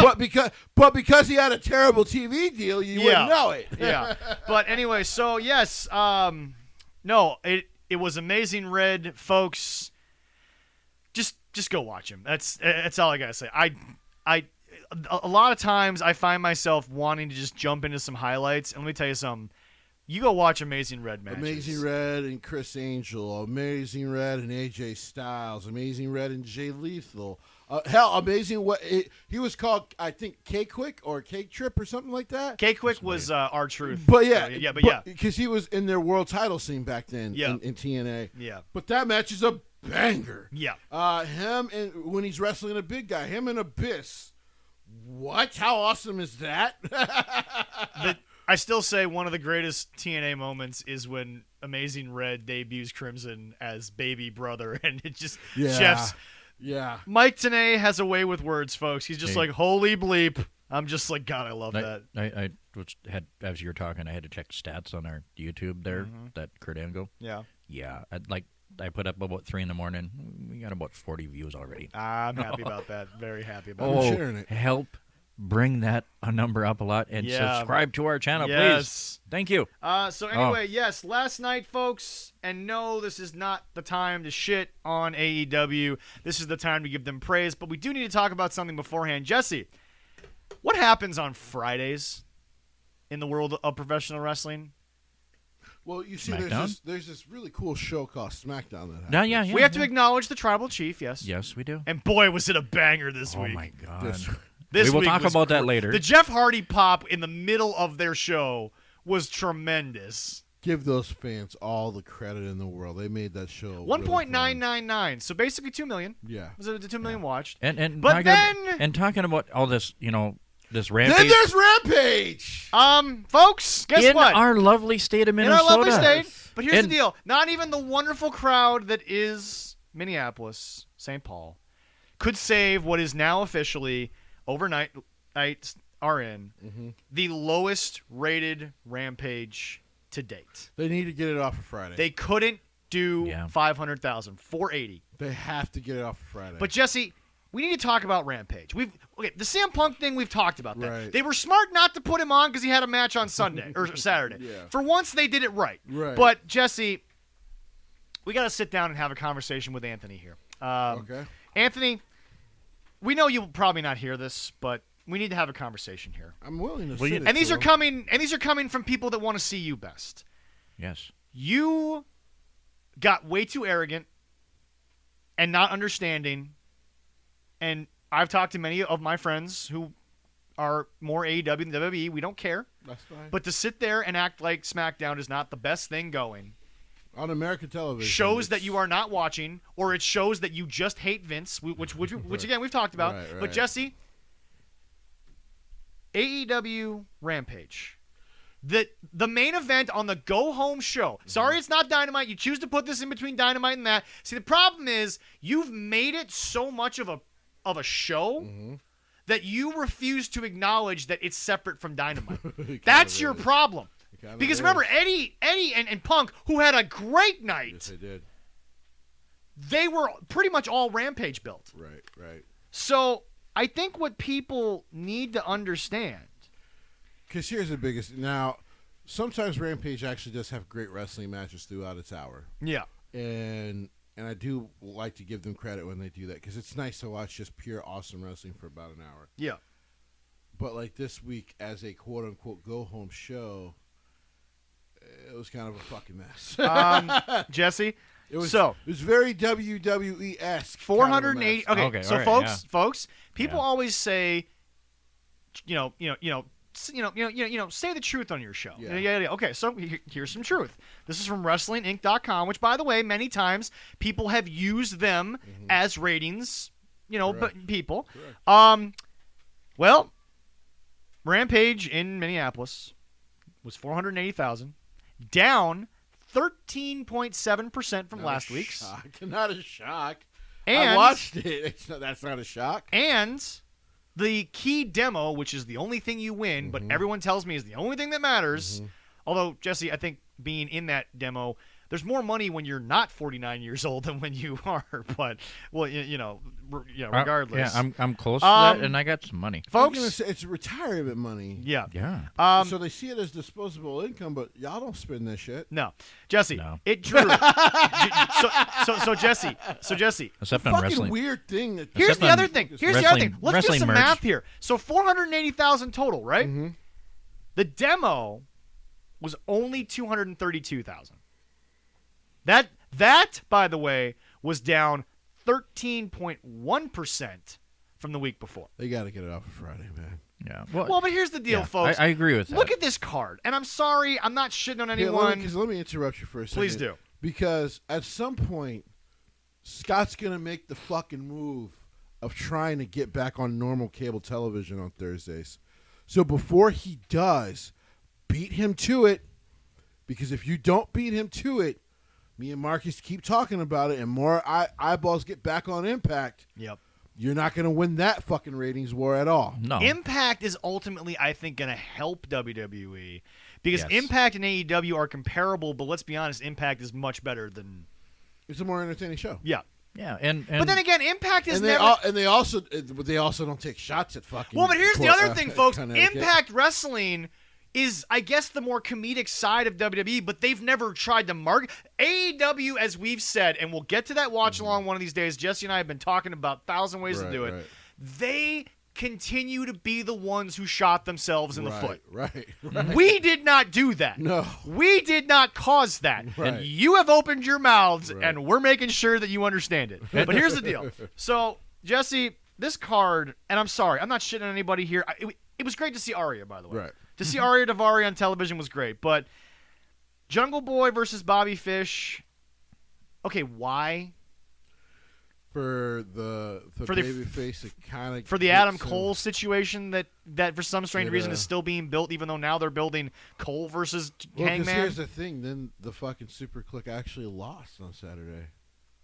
Well, not only that, but apparently the Bucks are turning babyface, despite the fact there's We'll get to that. I would not believe that. We'll get to that. Hold on. We'll get to Yeah, that. Jade Cargill versus Santana Garrett. Look, I know Santana Garrett never got really much of a fair shot in NXT, but let's be honest, she was not the prize in NXT at that point. Sorry, but when Io Shirai is at the top of the division, you're going to get... I mean, all she does in AEW is take L's too, so I mean, it's not much of a fucking difference. Hey, Dante versus Arya, great match, loved it. But then a lumberjack match between Orange Cassidy and Matt Hardy. I'm sorry, can we get past the fact that Leroy, you pointed this out. There were some bad spots in that match too. That Jim pointed out. Matt Hardy missing an elbow by about 2 feet is something rare you see. Oh no! That whole thing was a fucking mess. Oh god. And see, they should not have had that match on last. No. The boys from Minneapolis, hometown boys, they should have headlined it. It was the best match on that card. They should have. And then even their fans want that feud to fucking end. They've been feuding. By the way, as much as their fans talk about WWE doing this, they do it too. Yeah. They've now been feuding for like 4 fucking months. Yeah. Well, Minnesota, as you know, maybe the ratings were bad. Well, especially from Minnesota, because there was like 7 wrestling shows in the matter of 48 3 hours. days. That's just national. By the way, and that's just a national TV thing. But here's the thing: they come on right after a wrestling show that killed it. And it's also on a major regular TV network. And everyone keeps talking that it'll change with TBS. I know it's in more households, but it's the Comedy Network. I hate to be that guy. They literally have here's what TBS does. By the way, because they showed this fucking commercial during... Here comes the swear words. Because they showed the fucking commercial during Rampage. Yeah. Okay? My mom can listen to the hour of the show. I'm sorry. I'm sorry, listen. Mama Britton. She could listen to a whole hour there. I'm sorry impressed. to start swearing. But We're doing better. this pissed me off when I was watching Rampage. They were promoting a game show about Harry Potter. Yep. Where people are going to talk about Harry Potter. Yep. While dressed as the households from Harry Potter. And it's only a 4-week series. Yep. That's the shit that they throw on TBS. Is Cody on it? Not yet. Maybe. Not yet. Okay. Here's the other problem. Jesse, go. Let's go up and down the lineup of TBS. Yeah. What has TBS become famous for? Limited series, Right. reruns of mostly The Big Bang Game Theory. shows that they cancel after 2 seasons. Folks, this is not a good move. This is a problem. Thunder died for a reason. The thunder died without the lightning. And Jesse, here's the other thing. Here's the other thing that no one's ever delved into. What killed WCW besides shitstain Vince Russo? Was not even that. Jesse, Vince McMahon has always won. We talked about it on the show. Leroy and I did it. You might have been here at that point, but Vince McMahon wins because he has a stable business side of the wrestling. Correct. TNA had a horrible business side. Although Kurt was very complimentary of Dixie Carter in our interview, but mostly it was because like Kurt said, he could work whenever the hell he wanted. Right. But here's the deal. Eric Bischoff died on WCW television because nobody at Turner wanted wrestling. And unfortunately, because of probably Kevin Nash and Hulk Hogan, the wrestlers didn't fucking respect them. No. But here's the deal, folks. We said it before on the show. You lose $6 million to these people at Turner, they wipe their ass with that. They just do. I'm not here to I wish I could do that. I'm not here to defend Right. I'm not here to defend millionaires. I'm just saying this is how the world works. Right. You lose $60 million, you're about 1/10 to their net worth. That's a problem. But folks, the business side didn't want them. They had to go to a committee about the committee that wanted to book the Jay Leno thing. That got messed up.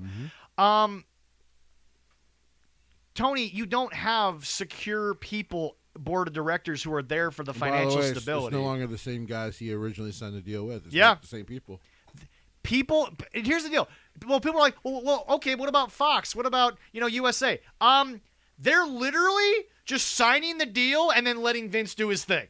They're not interfering. Not true. They do interfere, but here's the thing. They're locked into those deals. Well, not only that, Jesse, but here's the deal. The truth is, everyone interferes, but I still think we're getting Vince's version of things more than USA and what Fox is doing. Because also, Tony, you don't have the business clout your daddy does. True. Vince has that clout.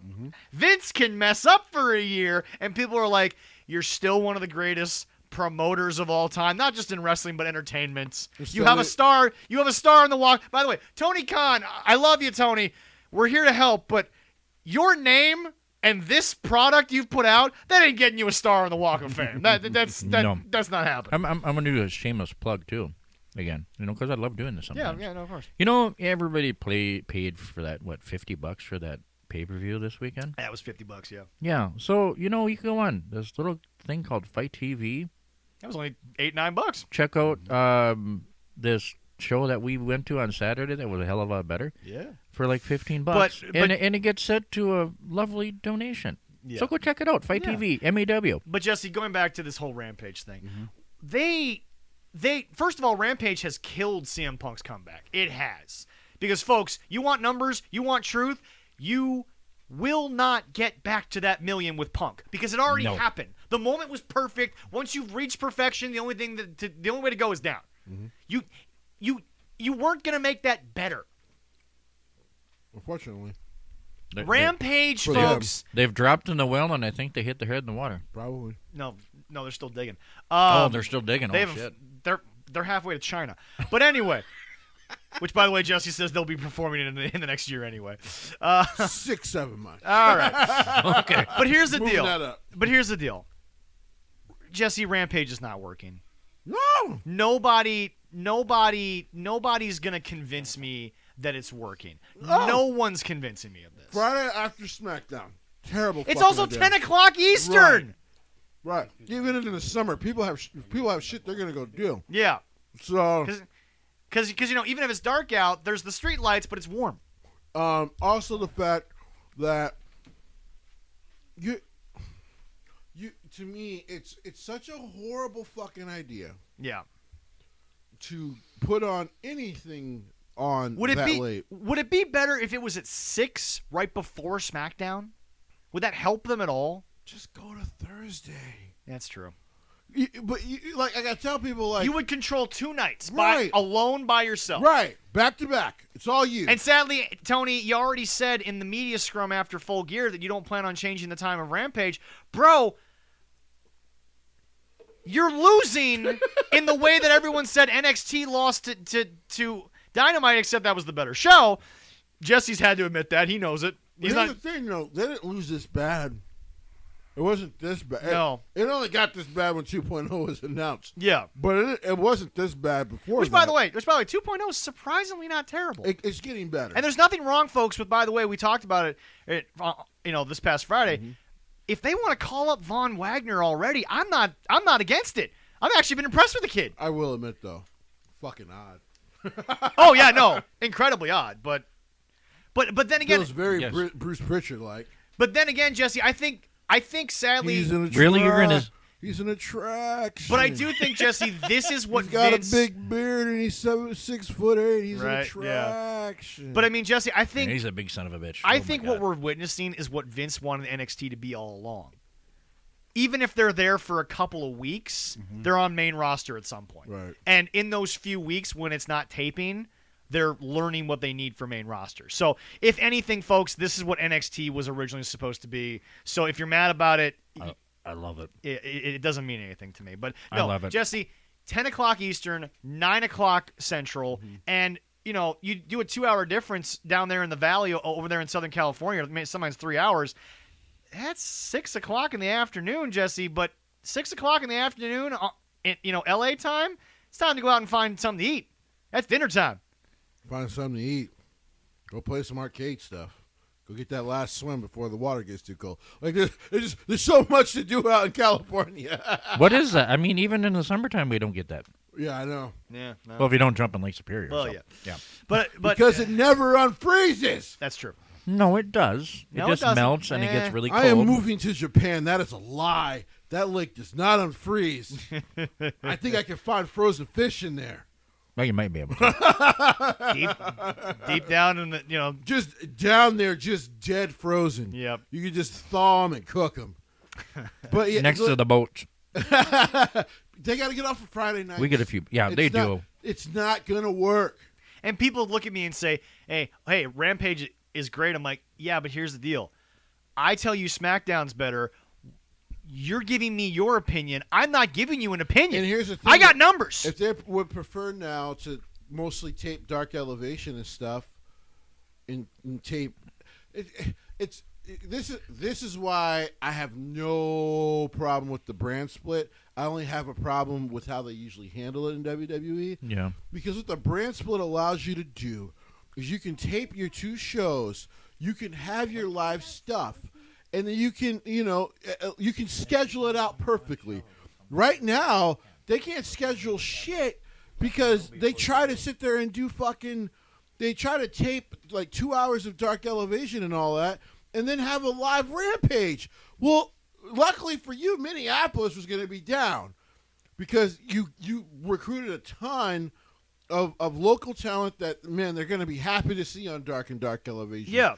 But, I mean, they basically left that main event out of the fucking arena. Yeah. Like, you change the time, change how you're going to do it. I gave him a ton of credit for being like, you know what? Dark needs to be somewhere we can just tape it. And so they went to Orlando where TNA used to be. Well, not only that, and folks, I gave him a but ton of credit for that. studio wrestling has a feel to it Right. that is always so great. Right. And it's just like I gave him credit for that. But now when we're looking at Rampage, it's like, dude, this is a mess. Yeah. Maybe And by the way, once again, no one is talking about the photo that went out of a live Rampage match and people were walking out of the arena. But everybody wants to look at me and say, well, look at these 205 Live things. WWE knows they messed that up. Right. Yeah. But, folks, here's the deal. They're no longer doing it. Right. And when you go to a WWE taping, because Allison asked Well, when we were at that's Smack. all NXT now. Yeah. So when you're at an NXT show, you're there yeah. for like 4 hours. Yeah. Allison asked, so wait, there's a main event after the TV main event? I'm like, yeah, because Vince is running 2 shows at the same time. There's the crowd in the arena, and there's the crowd at home. But the thing about it is that here's the deal. You're on Fridays. You're on way too late for most people. Yes. You're on way too late for your demo because Yeah. they have to get up and go probably work on a Saturday. Right. Yeah, me too. If they're not partying on Friday night. And the other thing about Not it doing is, that Jesse, anymore. they are not putting good shows on. I don't give a shit what anyone wants to tell me. If you take out Punk, who, by the way, even his performances are going down in level of competition, Jesse, for them to act like Rampage is going to challenge SmackDown, Jesse, the best thing they've ever had on Friday, the 2 best things, one was Punk, fine, you got a nice number. You still lost to Raw, by the way. Still lost to Raw. Oh, horribly. They always lose to Raw. But here's the deal.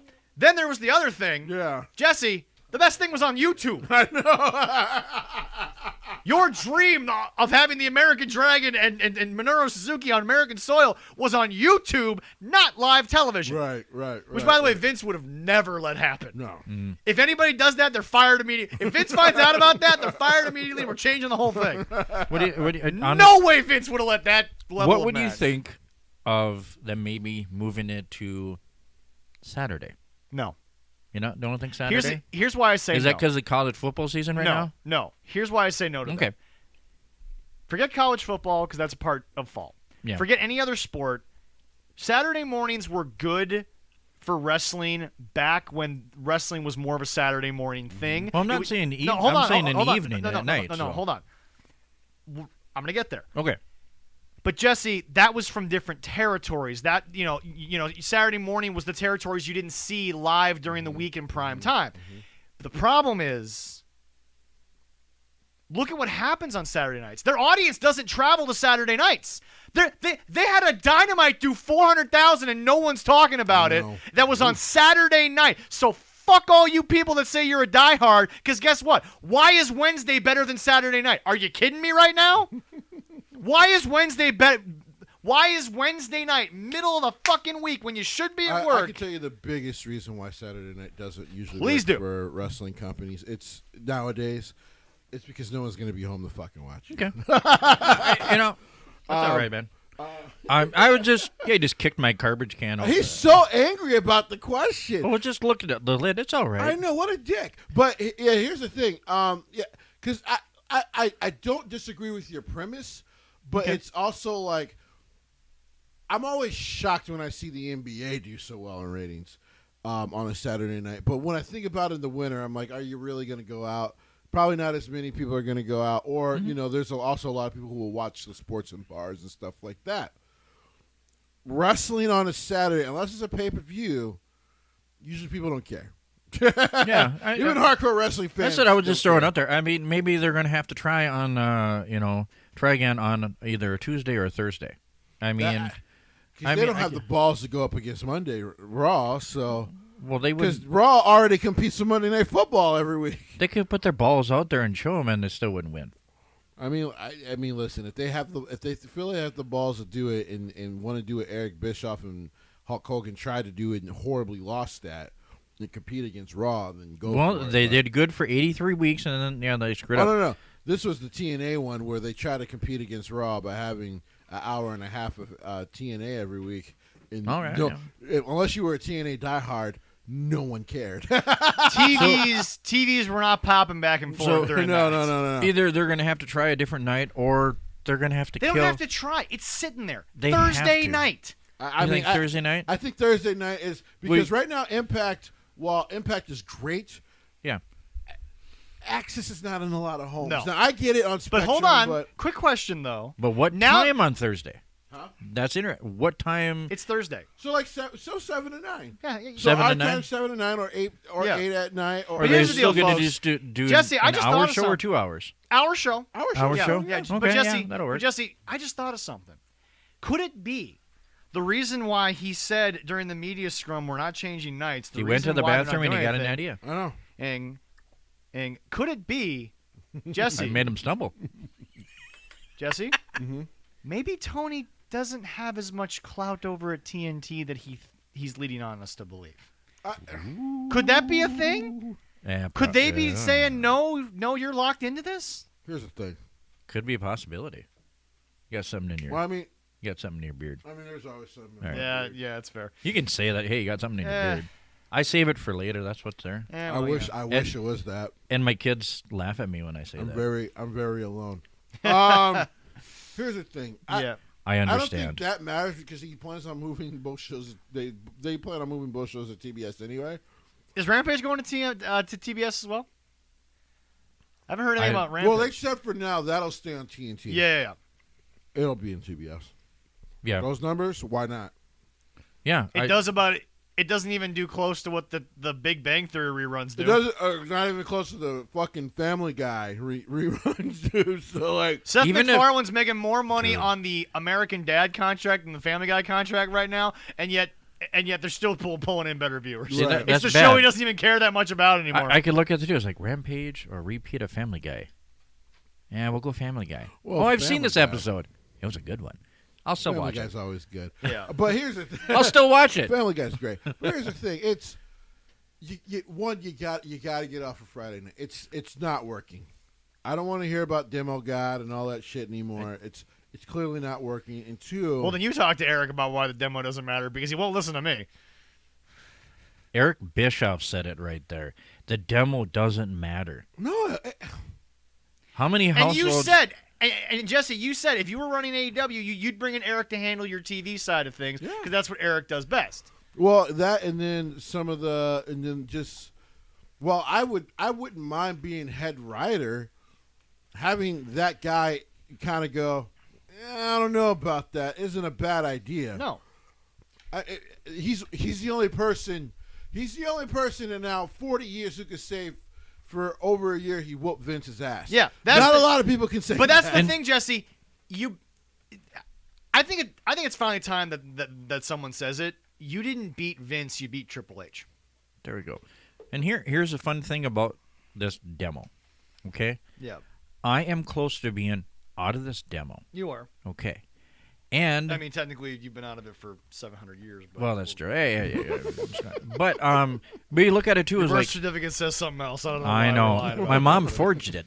That's There we go. fair. I'm like the Highlander thing here. Yep. there can but be you- only one. Yep. Aye. I know, and I ain't found her yet. Now that we're off Leroy's personal life. All right. But look at it as like, one, I have 2 young children. Yeah. I'm a big fan of wrestling, and this could be anybody my age or whatever could be a big fan. And some people are having kids later in life. Yeah. I did. I got married when I was in my 30s, so, shit happens. Yeah. I have my kids that like wrestling like me. Yeah. I'm getting older. I'm more likely to buy stuff for them. Yep. And I'm going to spend more money, and I'm going to be out of this demo. So That's the I thing don't that's the really. thing I don't understand. Mine, When it doesn't matter. When I'm going did to have more 18 money to to do it. 49 all of a sudden run the world? When I Most was of the billionaires are not 49 years old. when I was that young, I was broke ass. I was Who a cares broke ass if there's motherfucker. Jesse? I was about to say from 18 to 32. I'm pretty fucking broke. Jesse, I know. Jesse, I hate to say it. There's more people outside the demo watching Raw than watch AEW in total. That's Forget true. the demos. There's more people watching. If you combine Rampage and Dynamite, you're not even beating Raw. The biggest thing this is why I never cared about the demo too much. Here's the thing. Do you think the NFL gives a fuck about the demo? No. Because they're a $40 billion company. They see the people watching, and people are going to spend their money. They're a $500 Everybody. billion industry. Yeah. They ain't give a shit. Hey, do you like the game? Yeah? Then watch it. You really think the NFL's checking if 18 to 49-year-olds are watching the game? No, they're checking to see how many billions of people tuned in around the world. How much billions are we making at this current moment as we are recording this show of people watching a football game right now from ads? They're watching it. That's all I care about. Yeah. It's like my grandma for years. But She is not with boys- us anymore. but she was a boys- big. She watched football all the time and baseball. And the whole demo thing is But the one thing we're not mentioning... It's almost this, once again, it's almost a shot at Connecticut because, they can't get young people to watch. Which, by the way, you've been at a WWE show recently. There's a lot of fucking kids in that crowd. Plenty of kids in that crowd. Can I also point something out? Jesse, let's just acknowledge what this is. And you know what, Eric? You're more than welcome to come on and defend yourself. But, Jesse, we're only talking about it because it's the only thing that they can win.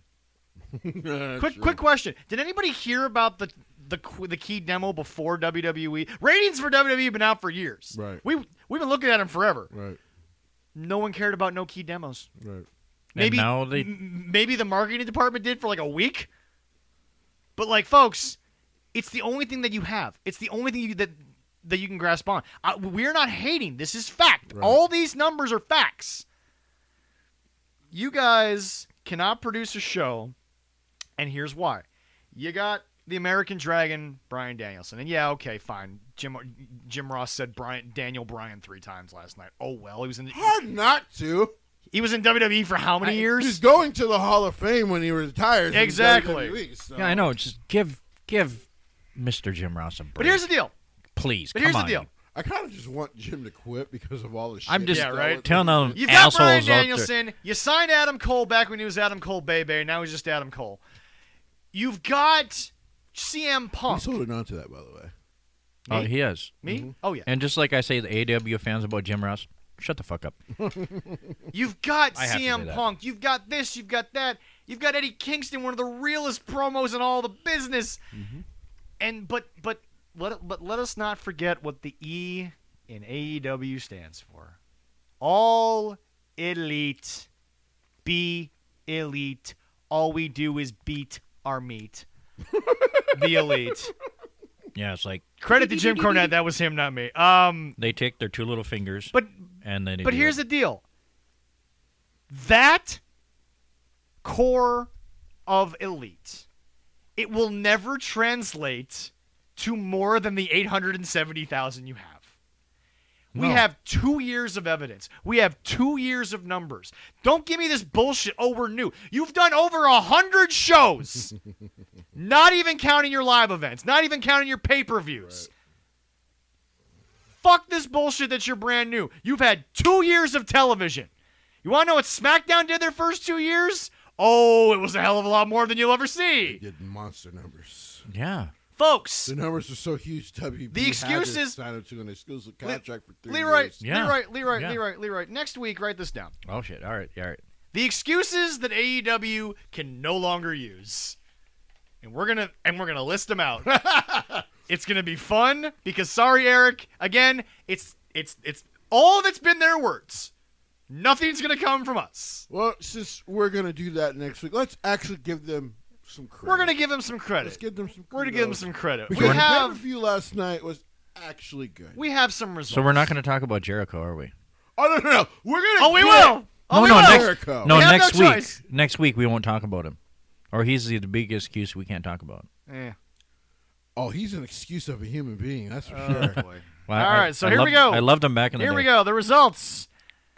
I know. I did not First get and a chance to foremost, see the this. best friends minus one of the most talented men in the world Yeah. in a 10-man tag team match with Jurassic Express Goddamn 10-man tag team. Jesus Christ. defeated the Hardy family. Before you finish, because this was on the pre-show. Oh no! Hold on. that the pre-show? Hold on. No, I want you to say the pre-show results. Then that was all out. Hold on a sec. Oh, Oh. Google. I'm serious. Has anyone else been having issues with Google like I have? I just go why It's searching the weirdest shit. Google. All right, here we go. so here's what I wanted to get to Here we real go. quick before you get into that. Full Gear results. But go ahead, Jesse. I do not want to hear about how WWE shows, their main shows, are too long. You're I'm averaging fucking 4 again. hours. I think this one was like 6. It was a long show. After the first 2 matches, I've got the buy-in, by the way, the pre-show. yeah. So even I think someone said even if you take out the buy-in, Yeah. after the first 3 matches, the show was already an hour and 20 Oh, minutes. Corey said it himself to me because he was at the show. Yeah. And I actually want to get Corey on to talk about that experience. He said, Britt, sadly enough, your women's champion, again, you're championing women here, Mm-hmm. it took the air out of the room. That's what he said. That's coming from someone that was in the room. Well, because here's the worst. Go ahead, do the buy-in. All right, the buy-in. How is this the buy-in? Hikaru Shida, the first women to 50 wins. The first, I think, wrestler to 50 wins. Your longest reigning women's champ, not that you fucking cared to let us know she was the women's champ for that time. Right. Teamed with Thunder Rosa to face Jamie Hyatt or Jamie Hayter, who again is not affiliated with her tag team partner, Nyla Rose. Thunder Rosa's on the buy-in. Here's what's worse. There's no credit given for the buy-in, so the credit starts at the first match. But Yes. I want to do this real quick. I don't want to hear about how WWE book women ever fucking again. This company has been the fucking worst for how progressive you say you are. Even their own fans are like, oh yeah, no, this is horse shit. This is a Dynamite match. What are you doing? Why not just have the 2 fucking TBS matches on the pay-per-view? Seriously, you literally could have removed the fucking, because why did Cody have to have a fucking pay-per-view match? That's a tag match that you put at the middle of Dynamite. I could have been on Rampage. Literally could have headlined Rampage. And then, By the way, I know CM Punk made the joke to your boy Eddie that he's more used to dark elevation. I think Cody should go back to dark elevation. maybe. Well, actually, he kind of has. He's in a tag team with Fuego del Sol called Too Fuego Too Fast or some shit like that. That's not Cody. Anyway, he can try to cover up them terrible ass tattoos if he wants. I can see them like he saw his first interracial baby in Atlanta from 300 miles away. That's fair. Well, that hideous tattoo on his neck. How the fuck can he cover up that one? It's a very long mask. It's a very long mask. It's a terrible mess. Which, once again, proves that even the guy we thought was going to take this serious doesn't give a rat's hairy fucking behind. Oh, I'm going to get to Cody when we get to his match. That's fair. Because, by the way, Minneapolis booed the shit out of him all night.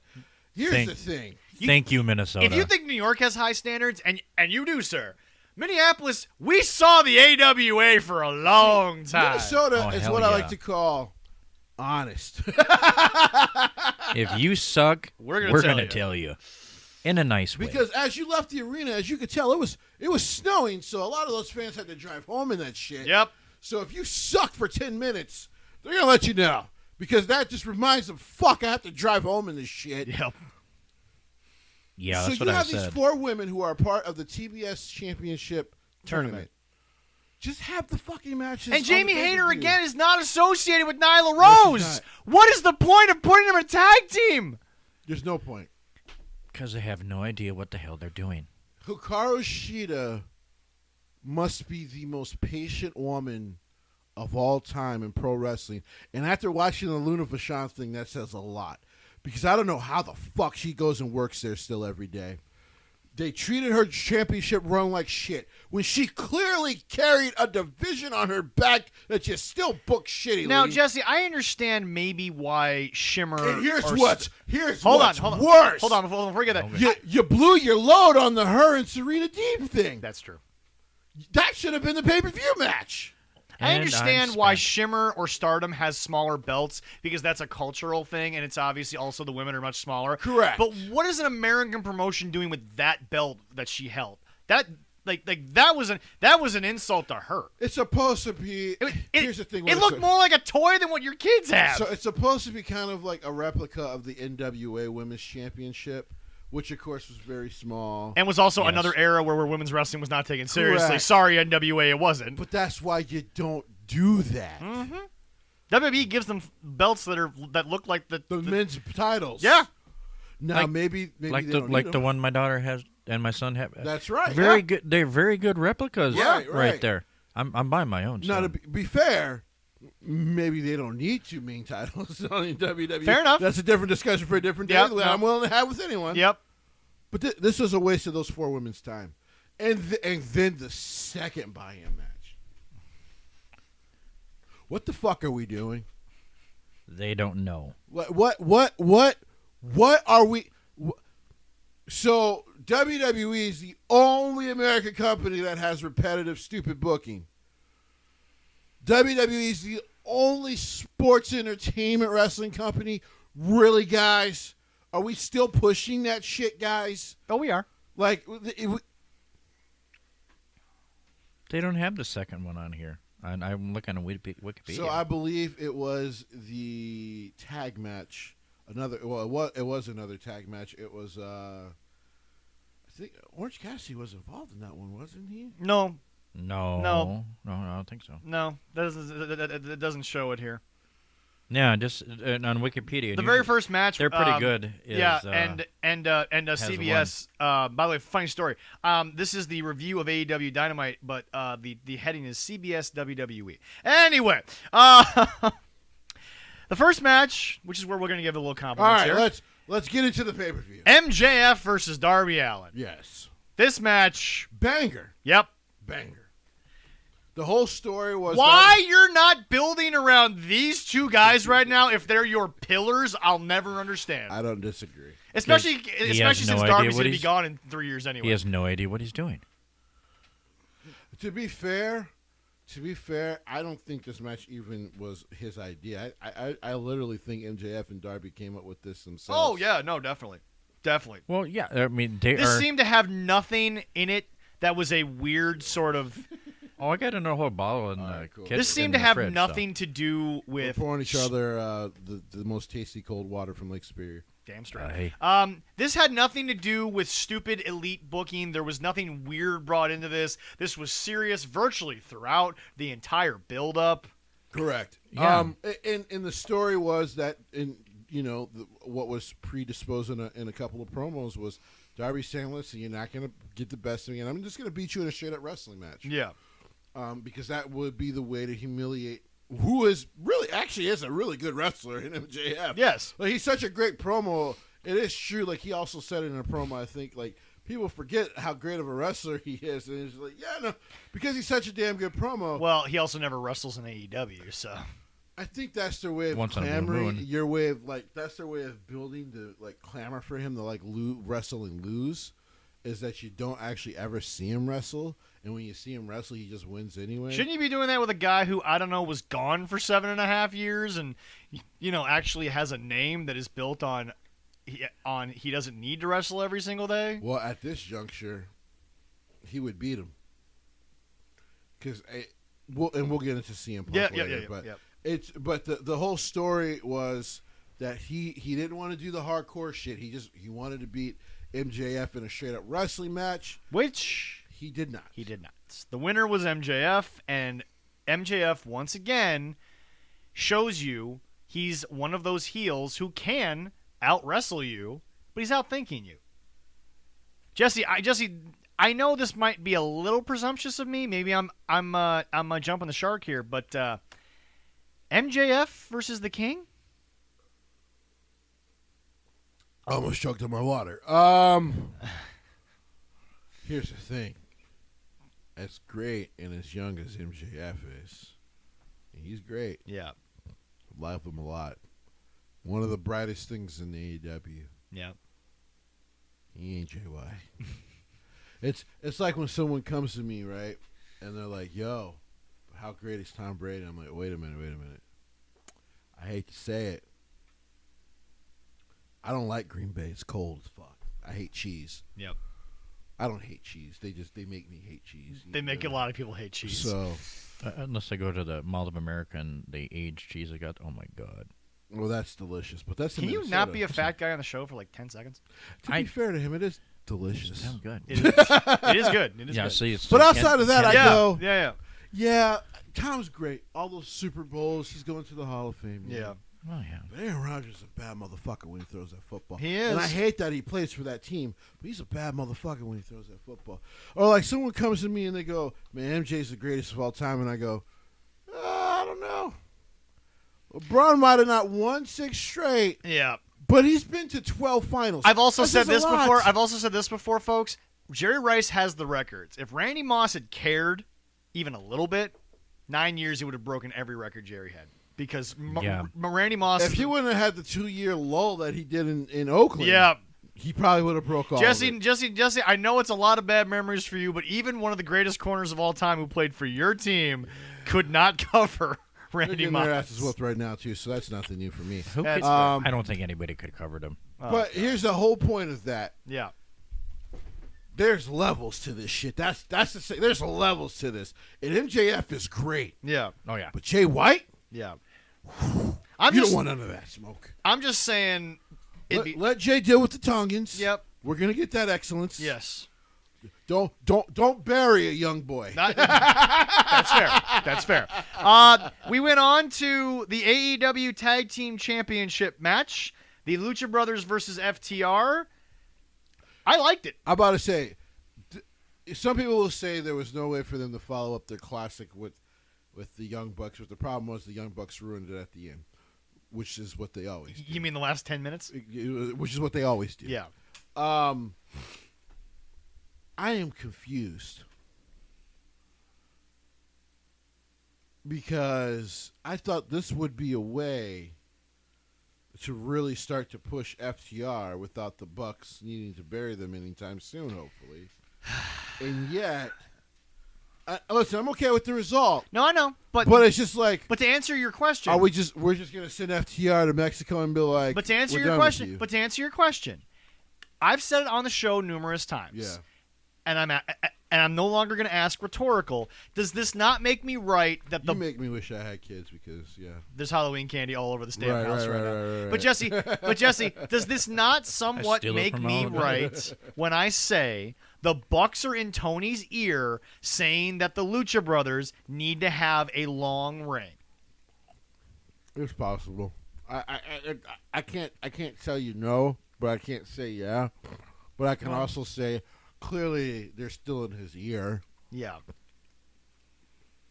FTR. Because I don't see the Lucha Brothers as guys who really politic. They don't really need to politic anywhere. Mm-hmm. I'm okay. No, because they're cool. Yeah. They're just cool. Yeah. But yeah. I'm okay with them having a good run. Which is fine, but no here's the problem with deal. Right. You gotta get FTR the belts back so they can make up for what was a lackluster first reign to begin with. And I'm sorry, but there's been so much randomness on their Twitter. They're 50-50 if they want to leave. I just need Vince. Pass the jerky. I just need Vince to get rid of Bruce Pritchard and John Laurinaitis so I can get some of this talent back. Look at the bright side. Maybe Bruce Pritchard will just die. It could happen. Which, by the way, folks, don't get mad at me. Jesse's been kind of campaigning for that for a long time. We don't want anybody to No, pass. but Jesse's not. But if arsenic poison got into his water, Wow. just saying. All I'm saying is if he would just fire his friend and get some of that talent that they shouldn't have let go back, including FTR, they would be doing things that they should be doing, which is what I agree with them, top guy shit. Because this, I'm confused now. Because now that they've lost, Once again, they can't get respect no matter where they go. They can't. and they're great, and it's a damn shame. By the way, while they were underutilized, they were still multiple-time tag champs in WWE. Will they work in the heavyweight division of the IWGP? I think so. Could they? I'm not saying they can't work because they can work with anybody, but Yeah. will they long term be able to work that style? That is the question, because you got to remember, those guys are now probably at least a year or two older than me, probably 34, 35. Yeah. I'm not saying you can't work Japan for 10 years at that age, Yeah. but I would hope that they're in top shape. While it's a harder style, it is a safer style. And I think they would be great in Japan. Now the travel's not that bad because it's just an island. I was about to say, the But the travel matches is are hard. I'm about to say the travel is constant because it's on that island. Right. But otherwise, and then every now and then they kind of go to the outer rims of some other spots. Yeah. But that would be a great spot. Okay. Unfortunately, MLW doesn't have TV licensing for them to get the shine they would deserve to Yeah. go there. Otherwise, I would say they're perfect for there. Yeah. So yeah, love the match. Yeah. Great match. You're just confused by it. Yeah. I'm just confused. What are we doing with FTR? We're bringing them in and we're making them look less, so the Bucks' victory looks even greater.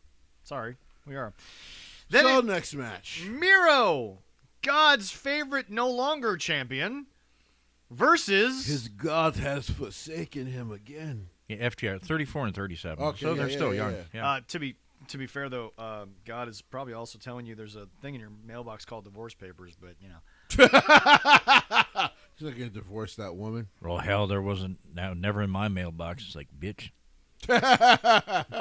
I delivered I'm not those saying he motherfuckers. will, but it's not making you seem any better. Here's the thing. This Just match deliver it and hand it off, Chris. This match versus Bryan Danielson. was fan-fucking-tastic. And the whole story was Miro's character, and by the way, to give him credit, he's consistent with this new character. Yeah, shocking. He got fucking cocky. Yeah. And he got knocked the fuck out for it. You got knocked the fuck out. Like, you kept telling Daniel Bryan, kick me, and then realized, oh, shit, I shouldn't probably let him keep kicking me. He actually might knock me the hell out. And Bryan did. And Bryan knocked him the hell out. You know what? Some people were confused at the finish. I personally didn't mind it Yeah. because I think pro wrestling needs to do more knockout finishes. Especially one thing I was saying I was giving them a lot of credit for on Dark and stuff with Adam Warlow was the fact that he was winning matches by straight up just knocking motherfuckers out with the move where he. Yep. you know what I mean? Yeah. Because it makes him just look devastating. Now, the results of the match are about to become a little more cloudy later on in the show, and we'll explain that. But yes, Daniel Bryan is now the official #1 contender for Correct. the world title. That'll get cloudy once we get to the results of the world title match. A match that I was shocked at the ending: Jurassic Express over the Super Click. Normally, every Bucks match goes. The Bucks somehow get their asses kicked on a Dynamite, which we saw, which, by the way, they got all their heat back because of a concerto. And for some strange reason, we still had the match. But, hey, a match with no heat. Surprising.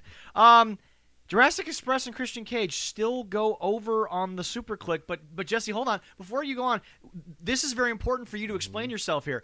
This is, once again, a confusing decision by the Bucks to put over your boy Jungle Boy. They continue to tease us with Jungle Boy. I don't get it.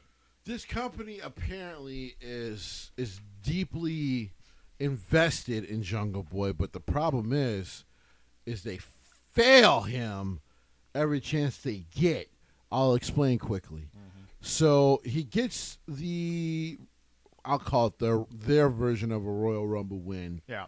And gets the match against Kenny. Yep. In that build-up, he beats a bunch of really top guys in their company, and yet Kenny kind of just fucking owns him in a match and wins anyway. You go back and watch that match, multiple times, which I have. He was very outperformed by Kenny. And, I mean, yes, there was the great spots where it looked like, between the snare trap and things of that nature, that maybe he's going to get a win. And for a second, with one of the snare traps, I actually believed it. I'm like, maybe this is the time you pull the trigger on a young guy and just see what happens for a couple, for maybe a month or two. But, of course, no. Threw him right back in the tag division. And now he once again and they were the number one tag team 3 different times. Right. And still haven't shots. gotten their fucking title shot. What's Luchasaurus doing anymore? Besides just being a dinosaur? a pet dinosaur. That's probably about it. Well, he's finally working a big guy style, so Jim can't complain about that no more. I think he got that through his head. Yeah. Here's the thing.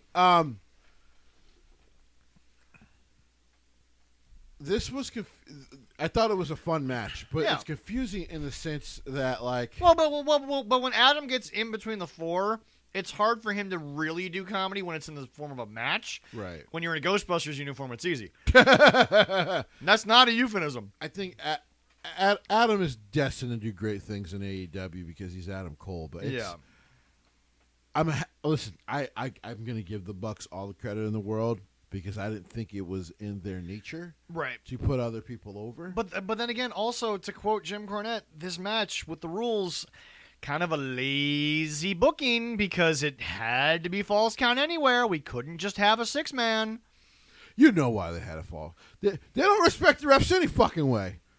So for once, I actually gave them credit for that. Because now, at least, the refs being disrespected doesn't matter because there's no DQ. Yeah. So it's like, all right, cool. So you're just there to you're count as useless 3. as you always are in an elite match.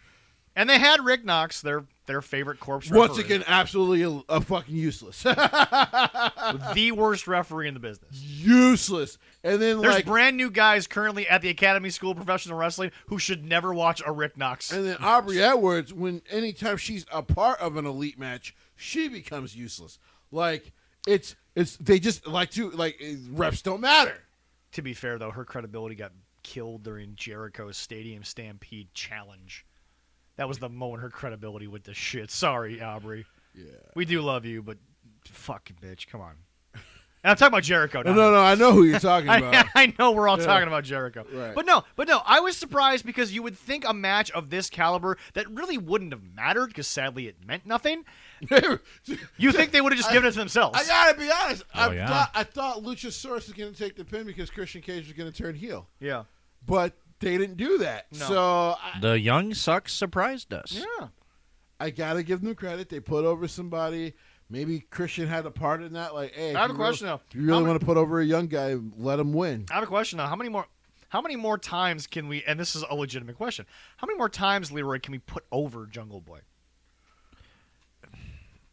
Jungle Boy without a mouthpiece is not going to be a capable world champion. You can't. Then I'm sorry. Stop putting him over. I don't disagree. It's like beating a dead horse. I'm sorry, but stop teasing me with this. I absolutely love Jungle Boy too. It's almost like Jeff was different though. Jeff Hardy back in the day is almost like Orange Cassidy now. Yeah. Where it's just like it's very different. You know what I mean? Oh yeah. Yeah. But it can work because he's just his own unique personality. So if you get the wrestlers to kind of buy in and work with him where you need to work with them, you can make him work as a world. Well, after the Undertaker match, nobody questioned working with him anymore because here's the deal: if Taker works with you and gives you that sign of respect, the rest of the locker room is just like, okay, I want to work with this guy. And the fact that he still got like the win over Kane at some point, it's these things help. Again, it's that subconscious that nobody wants to admit. Right. But Jungle Boy, he's a great athlete, excellent in ring. Love the snare trap. Oh, the in-ring stuff I've watched flourish Yeah, but I don't he's- think that's any training he's been getting in AEW. But I just think God, that's the yeah. moment he starts talking, I would rather listen to Bread. Like, I'm like when he starts talking, I'm like, he's just not a believable fucking top guy. He's just not. No.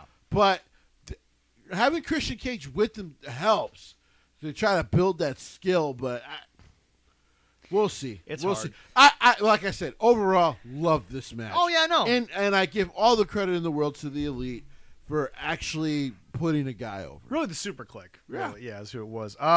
We move on to your favorite match: Cody Rhodes and Pac versus Malachi Black and Andre El Idolo. Jesse, before we even get into this, ladies and gentlemen, AEW, you say WWE drop shit, so we're just gonna forget that Malachi Black and Andre and Andrade have incredible heat for years with each other. Right. We're just gonna ignore that. For some strange reason, hold on a sec, Jesse. We forget that Excalibur made us believe in heat that very few people, even in their audience, knew about All Ego, Ethan Page, and Darby Allin. Right. He got that over somehow. But we're not even going to talk about the fact that two guys are now tagging together when they have had heat in, not just in WWE. That wasn't just NXT. That's been company after company. Right. Around the world, these Right. two have had heat. Not so much real life heat, because like you said, Tommy is nothing if not the greatest gentleman in all the sport. Super humble guy. But folks, let me explain something to you. This is AEW. We're not going to lay out, because this is supposed to be the smart audience. They're Right. supposed to know that we don't know. We're not going to educate you, because so far you quote unquote are educating us. But Right, here's the right, deal, right. you dumbasses. These two are the last human beings I think that should be tag team partners together. No, here's the worst part. Where the hell's Brody King, if anything? True. And here's the worst part about this whole fucking tag match. Okay, yeah. Cody and Pac were awful Besides together. Cody, Turn my. Cody's an idiot. Cody's an idiot. I was the one who gave him credit on your show. You did. I was, Yes. before you guys had me as an official member, I was the guy who said, man, Cody's doing the best stuff in AEW. Uh-huh. Like, he seems to be the only one who kind of gets And by the how way- you're supposed to put TV together. And by the way, Go ahead. and by the way, you and I, more so off mic beforehand, you and I went back and forth on that because I saw the cracks in Cody long before most. His ego is out of fucking control. This match did not need to be on pay-per-view. This should have either been on Rampage or have it at the buy-in. Who gives a shit? Put it on YouTube. The finish. People critiquing the pay-per-view. This you literally killed a pay-per-view with this stupid ass match. Because one, you couldn't get people into it because no one gives a shit about Cody anymore. Minneapolis booed him out the Target Center. It was almost like a Timberwolves game from like 3 years ago. They just got booed. They just got fucking booed out the stadium. We did not care about the Like, Timberwolves did 3 not years ago. care. We did not give a shit. It was like the Vikings of 2015. Like every time they played in the Dome, they got booed because they were fucking terrible. They were. Sorry, 2014. Yeah. But it's I don't want to remember that. it's one of those things Hey, Leroy. where like what are we doing? You need more drink? Like if Tony Khan, if you have taken full control, tell these guys no. Or at least tell Cody, go heel. No, we're not doing this. No.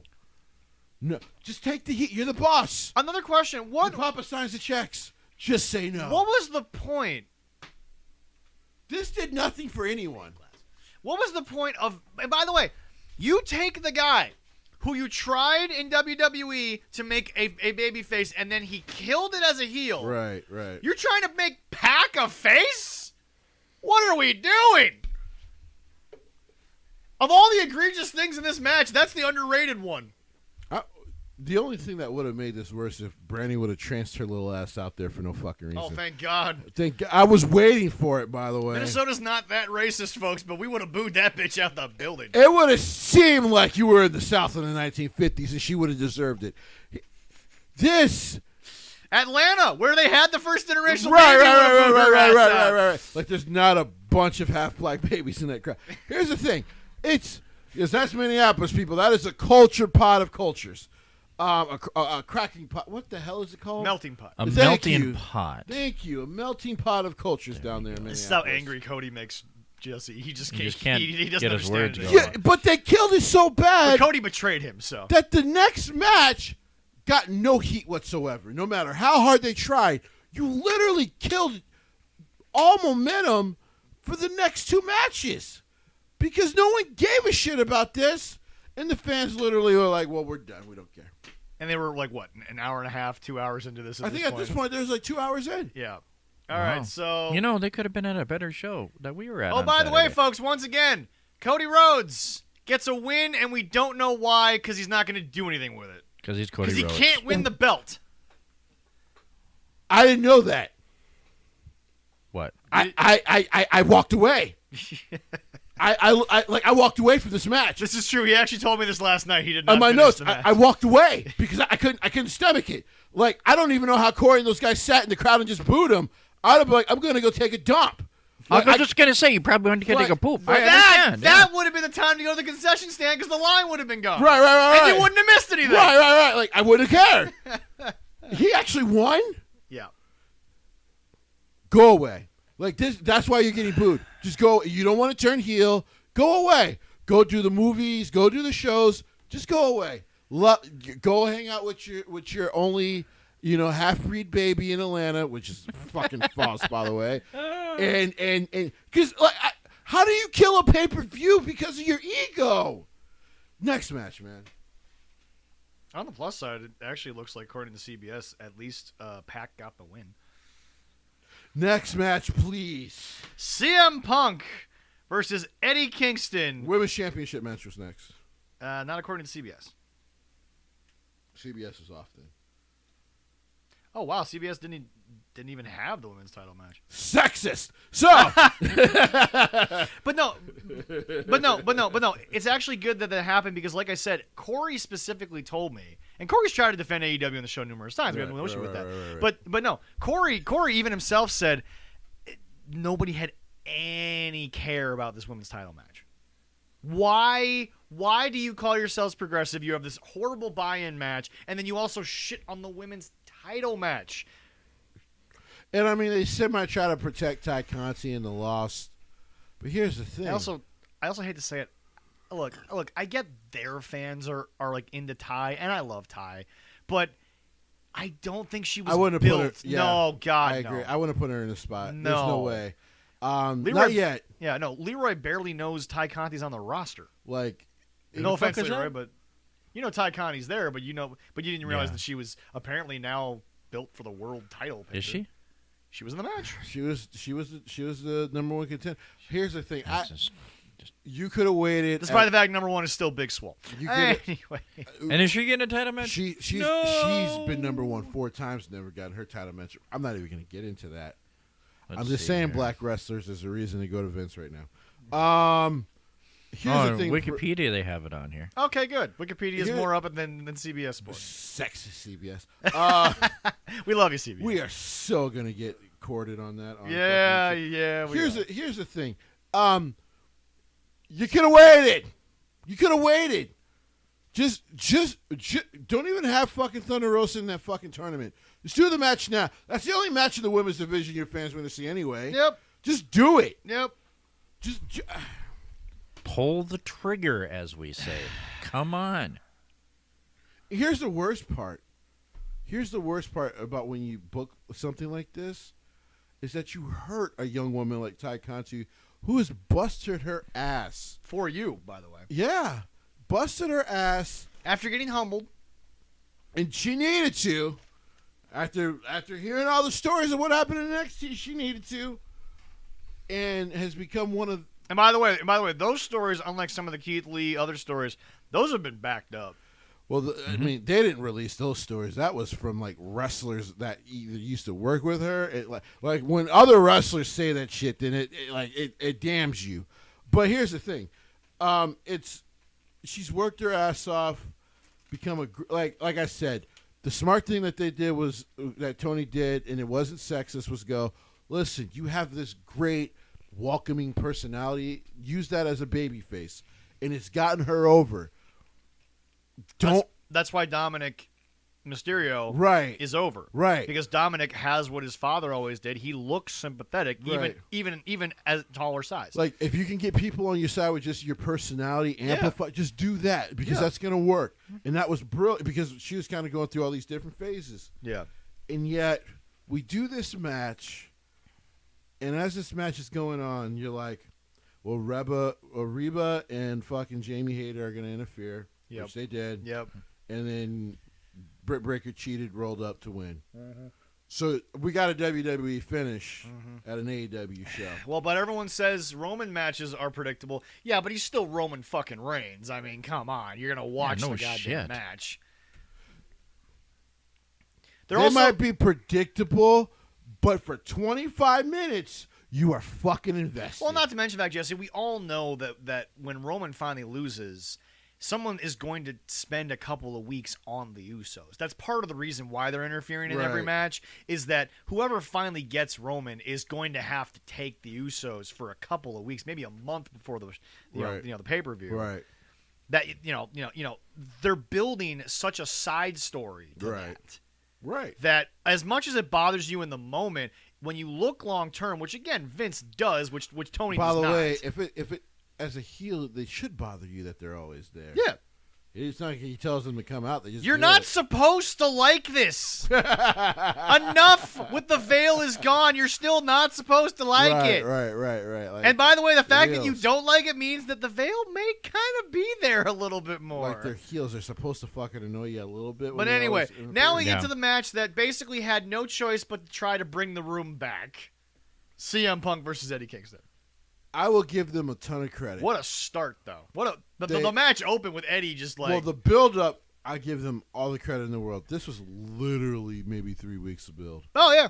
This was brilliantly done. Yeah. Yes, Not very a good. shock. Very good done. Not a shock between these two guys. But Eddie got... Dude, Eddie got Minneapolis to boo Punk. They were booing Punk at and one I point. would say that's usually hard to do, but Eddie is so damn sympathetic He is. that it's even when he's being a badass, it's hard to boo him. Yeah. First of all, the match only went 11 minutes, and I almost didn't want it to end. Like it was so perfect. From the opening, like him getting hit with Eddie's finisher, it's the Japanese back fist, and I forget the name of it. 1 second. I know exactly And where. then I know exactly where to go for that. CM Punk with the kind of mock John Cena thing, which like I said, I gave him credit because you want to get booed and get a rise out of your fan base. Do some John Cena shit. Toshiaki Kawada Okay. is the tribute of the spinning back fist. Okay. That's one of Eddie's favorites. Okay. Yeah. Well, because I forget the wrestler back then. I forget his name. Who used it? I can't. I'm sure I'll think of it. But Toshiaki Kawada. It was a tribute to him. oh yeah, that's the wrestler's name. Yeah. I forget what the move is called. But yeah. The physicality, the moment where Punk is bleeding, and the way that Eddie Kingston just jumped all over him when he saw the blood. I mean, and then at the end where after promoting the whole time, like I don't care if I win or lose, I just want to beat you up and make you retire again. And For then, another 7 years. yeah, which was a great line. Goddamn, by he'd the be way. old if that happened. He'd be Whoa. older than you to try to come back at that point.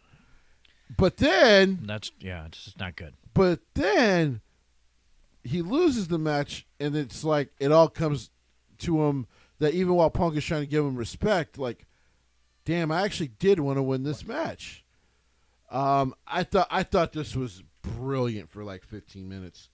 This was brilliant stuff, man. Eddie Kingston should probably be a champion. I don't know if he ever will be in this company, but yeah, brilliant stuff. My favorite match of the night, to be honest. I think it was a lot of people's favorite match. Like my absolute favorite match of the night. Overall, yeah, no, I think a lot of people were super into this. We will see how the year ends, but it's definitely right now my top 5 favorite matches of the year. Okay. Yeah. And the match, sadly, that we said was just going to suck. The match that had to be booked lazy booking street fight because it wasn't going to work any other goddamn way because we watched a lot of these guys wrestle on Dynamite, and why Tony Khan ever made them work like wrestlers as opposed to shoot fighters, I'll never understand. But my God. Yep. Scorpio Sky, according to CBS, did the heavy lifting for his team. Can I say something? Please do.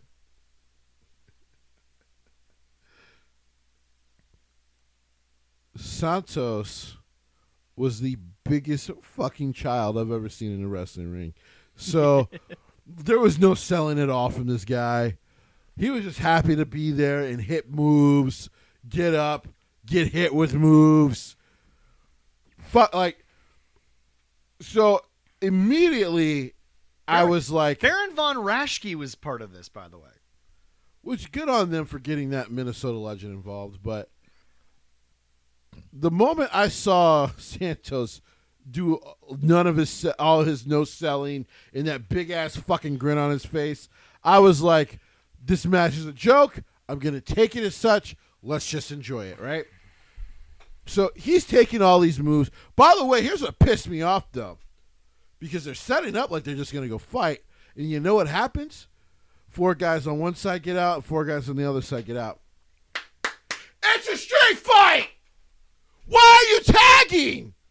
What, did you forget what a street fight was? For 10 minutes? Well, but then again, Yeah, they did. But then again, this is the same company that's like, oh, if you tag 4 times, you're all legal apparently, and the referee doesn't count to 5. Like this is how life works in AEW. Maybe they had to take each other 4 times. Anyway, as I get rid of that. By the way, Corey, I gave some of you guys credit.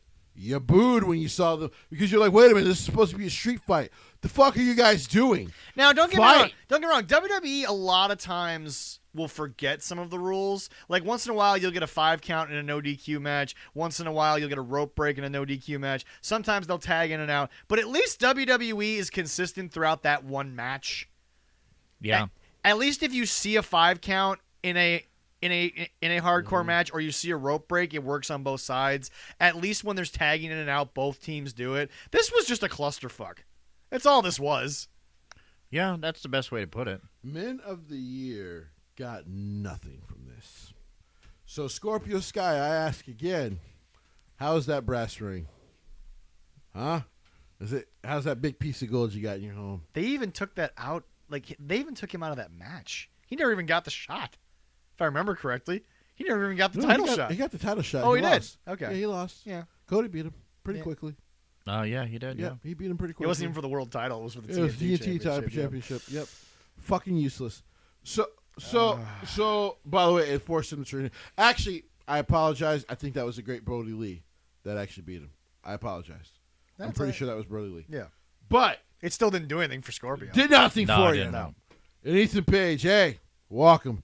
Well, welcome to the company that if you can be that big, that fucking good looking, and that talented, welcome to the mid-card, baby.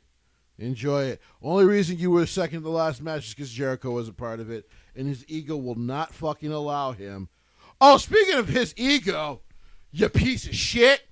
So, during Ty Conti's match, you had to have your fucking guitarist come out to play with one of the women, to play one of the women's songs as they walk down. By the way, he's a great guitarist. I think it was Rich. Yeah. Great guitarist. Minneapolis didn't even know where the fuck he was. You want to know why? I'll always say this. Fozzy, outside of Jericho's singing, well, screaming, because I always, okay, I'm going to, this is my music side coming out. The great Dave Mustaine has always said he's never been a singer. He's a yeller. That's Dave's words. So Dave never puts himself with the James Hetfields, the Ozzy Osbournes, the great metal rock singers. Chris is more of a yeller. I've never said Chris could sing. He's a yeller. That's why I've been able to look at Fozzy and I've been able to get past it. But musically, there's real musicians in that band. Not counting Chris. He's a yeller, not a singer. And I agree. But guess what the problem is? Chris Jericho? Chris fucking Jericho.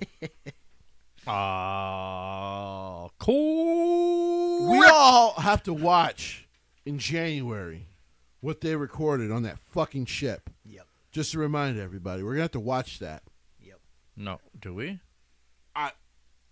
it might be the first time I decide not to watch a Dynamite on purpose. Okay. Now, usually I'm like, you know what? There's other. Why things would I could any do. band sign on to that show knowing that Fozzie's closing every night? Half the bands that go on that fucking cruise, which by the way never actually leaves port, but half the bands that are signed, they've got legit music careers. I'm over Chris Jericho. He does the boat and he doesn't go out. They just do it on the boat and leave it there. They don't leave port. You think Jericho's dumb enough to put the insurance on him I of was going gonna out say to sea? they don't go that far off port. I've been told. Like they go off. Well, port. the last one, they never left the dock. Yeah, I heard about that. No, 2 years ago they didn't leave the dock. They never So- left port. They rented the ship. Yeah. He's a con man, and he's a waste of my fucking time. Just I'm so tired of Chris. Retire your Jericho. flabby ass. Thank you. He's getting kind of flabby. He is flabby. There is no kind of. Just retire, dude. Like I'm sorry, guy. I'm over Chris Jericho. Like he's with me. He's getting very close to fucking Bill Goldberg heat. And we all know how I feel about Bill Goldberg. Oh, you love him. Oh, I love him, all right. You love. I would love to put him in his grave. Oh God. I am tired of Chris Jericho. And by the way, helping young wrestlers, you just bury two of them. Yeah. Main event. Before we get to the main event. By the way, I've complimented the show, and then Chris Jericho fucking came up. By the way, CBS gave the Inner Circle versus Men of the Year and Top Team a B-. But they couldn't include the women's program. Yes. I'm just saying, CBS. You want to know what's even funnier? The next thing on the show, I can't say match, was the debut of Jay Lethal. Tony, you fuck up every pay-per-view debut. Because what the fuck? I'm about to say, didn't he come out and announce this? Even though he's not technically supposed to be a character? Let's see. Hold on a second. I'm trying to look and see. No. According to this, Lethal confirmed he is now All Elite and answered Sammy Guevara's open challenge, which apparently was given on a pay-per-view. I was going to say, because I just remember kind of the end of the match with Dos Santos and, God, Dos, man, like, if you're going to be a part of a wrestling match, even fucking Mike Tyson understood, you got to sell, dude. But, yeah, with Jay Lethal, listen, smart signing, Yep. still in his prime. Jay was smart to get to not do Final Battle, to just take the contract while it was sitting there. I agree. And go get your best 2 years the fuck out of you. It's going to be so sad to not see him at what might be the final battle, but I get it. It makes sense for Jay. I'm not mad about it. He was probably just like, I got to go find somewhere to be. Because, that whole thing with them in St. Clair is a fucking mess. Yep. But he's going to challenge Sammy Guevara. Yep. I'm actually half and half on it if he might actually win this thing. Because he's a big enough name where they might be willing to take this title off of Sammy Guevara. But then that would also be one of those scenarios where it's like, yeah, let's just completely forget that Sammy's a guy you're young trying to build. But I mean, who gives a shit? It's a TBS title. I'm shocked Cody hasn't gotten it back. TNT, the TBS title hasn't been crowned yet. Either way, it's a fucking channel. Soon is going to be the men's TBS title. It's the channel title is what it is. I'm shocked Cody hasn't tried to go win it a third time. All right, main event. Ladies and gentlemen, We knew this was going to happen. 2 years, 2 years in the making. The former longest reigning AEW World Tag Team Champions, Right.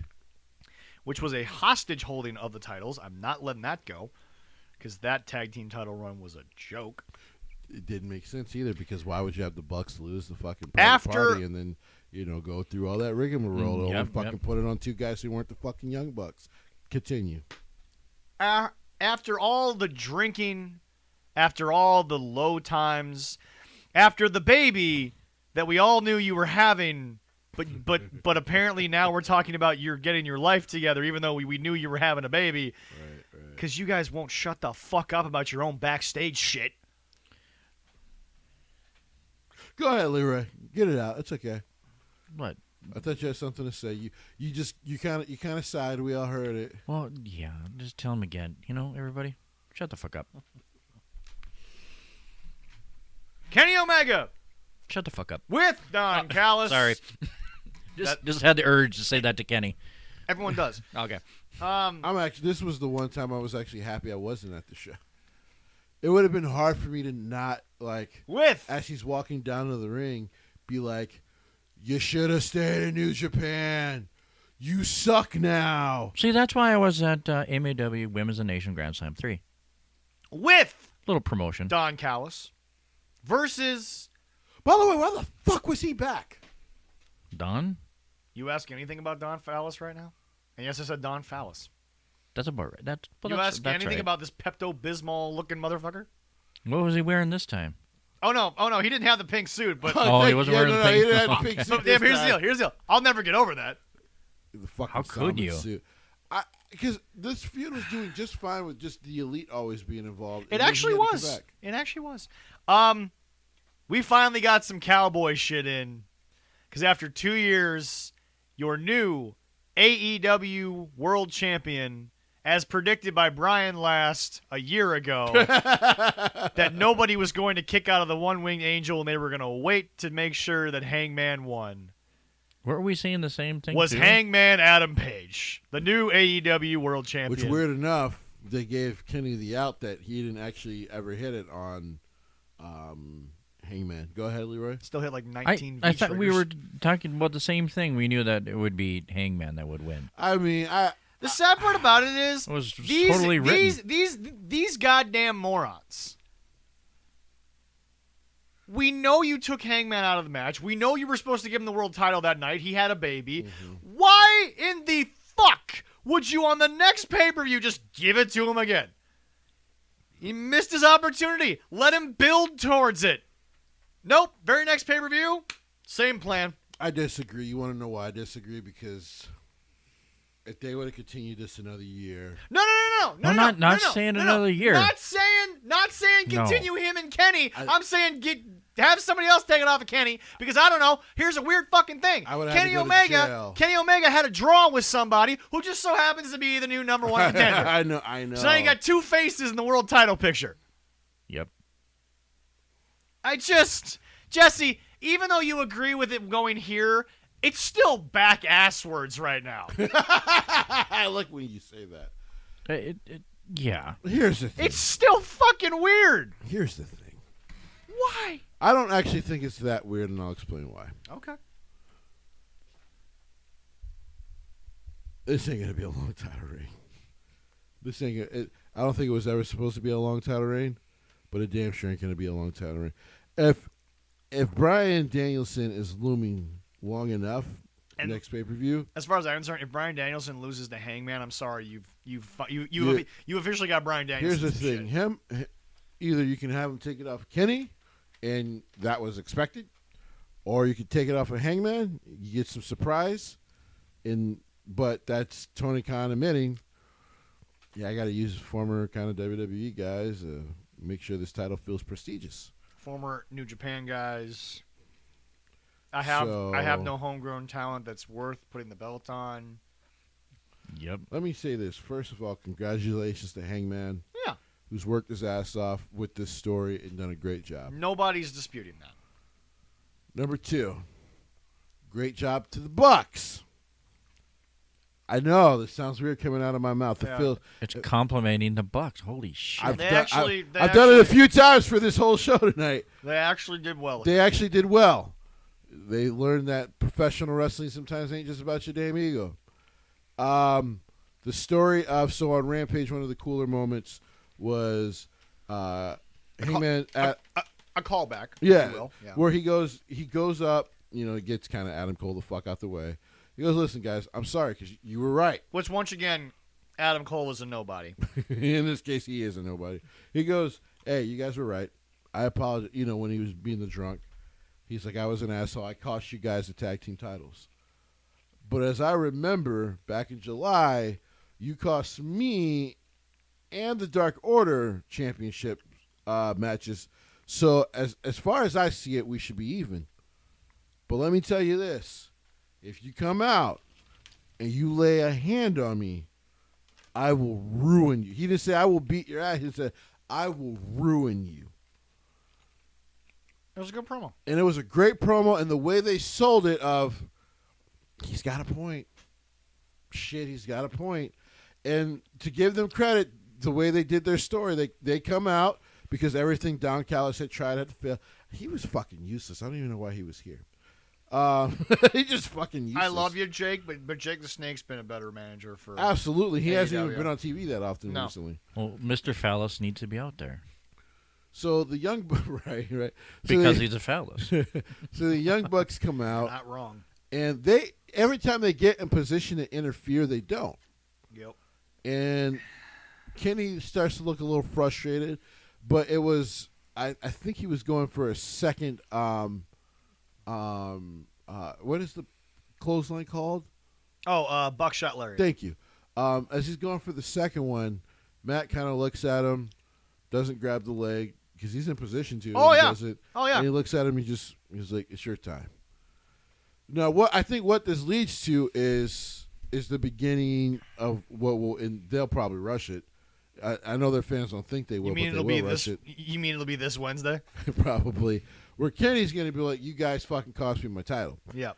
and then that'll start to lead for a feud between the Bucks, Adam Cole, and Kenny Omega.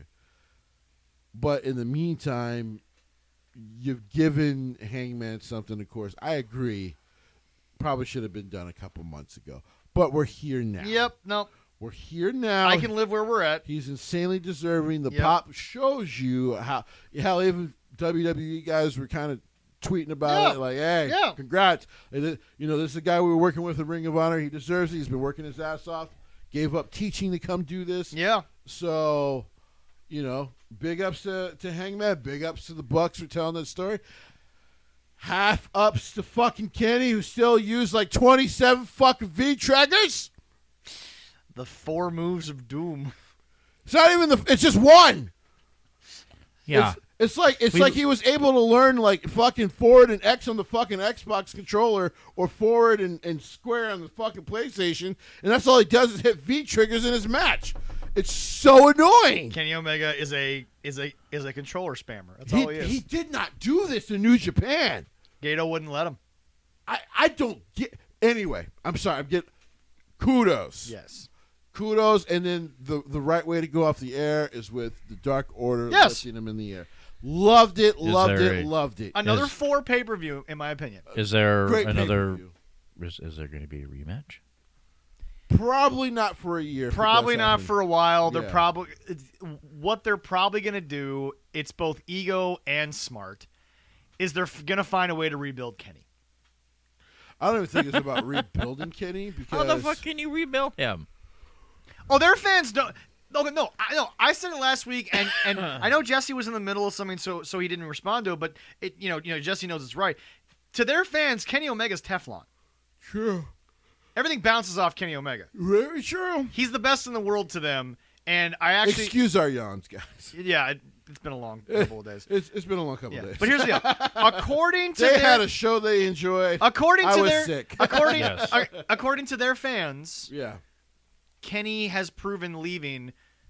And one fan did say this, Jesse. I am not going to reveal the name. I forgot it because I deleted my comments because I thought it was the stupidest thing in the world. According to someone on the internet, Kazuchika Okada is showing why he needs Kenny Omega back.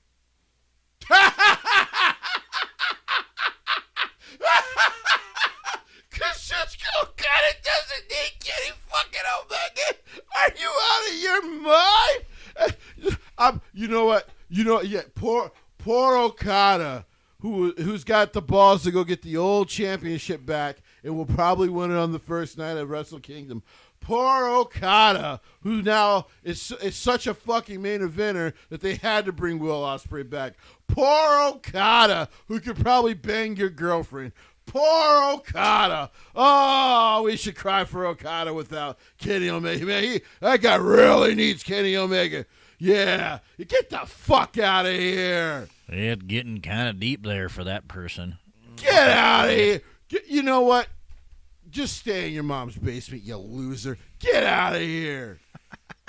Fucking idiots. According to this person, the performances of Kazuchika Okada have severely lacked since Kenny Omega has been in New Japan. Was it Dave Meltzer? No, it was not okay, Dave all right, Meltzer. all right. I was grasping. He's not that dumb. Well, I don't know if I'm going to put it past them there. Not even. No. Oh, isn't it? Not Okay, even all right, Dave is that crazy. I was wondering. There's not enough drugs in California to make Dave that stupid. What about that dipshit from Canada? Tempest, I don't know. No, he once again, they are New Japan homers, kind of like I am. Yeah. Okay, all There's right. All right, no that's good. way they would say that about Okada. Because they can never watch New Japan in peace again. Because people would rightfully be like, you're a fucking idiot. You don't get to watch wrestling with that stupid ass take. Yeah. This is Okada. This is Japanese rock. Respect. Respect. I don't want to know who it was, 'cause I'll punch him in the face. Right. I'll hunt him down. This is like saying, you know, man, without Rikishi, man, The Rock really couldn't have did that fucking feud with Stone Cold. Get the fuck out of here. We might have a Jay and Silent Bob moment where he goes around I pain want trip to, but and finding that person. I don't want to name and nothing. slap the shit out of him. I'm good. Kudos to AEW. I actually gave it a 4.5 because I thought the moments were great. My biggest problem is that I always include pre-show buy-ins. I included it too. It was such a bad night for the women. I got to take a full star away. And I don't blame you. I have to. There were guys who told us As somebody who admittedly enjoyed the 35-second moments of the Ruthless Aggression era, I've always advocated for women to get more time because I Right. saw Candice Michelle could actually wrestle. Right. You just decided to make her into a hoe at the time. Right. Sorry, she was. Right. Yeah. No one's going to deny Oh, yeah, that. yeah. That was just what was on television. Right. Unfortunately, yes. Kelly was an exhibitionist, and then all of a sudden you were like, oh, all right. Right. Damn, she can wrestle. Right. But no, I got to take a full star away because They used to punish them for having good matches. not only that, Jesse, but even if I took only a half a star away, I also have to take a half a star away for the middle part of the Cody match because, like you said, everything about Cody, it's almost like, by the way, oh, hold on. To what? Mr. Kingston said they listened to their fans. Yes, he did. Then why is Cody still trying to be the savior when they don't fucking want his ass anywhere near that ring? In fact, I'm surprised we haven't started to hear chants of go back to Vince.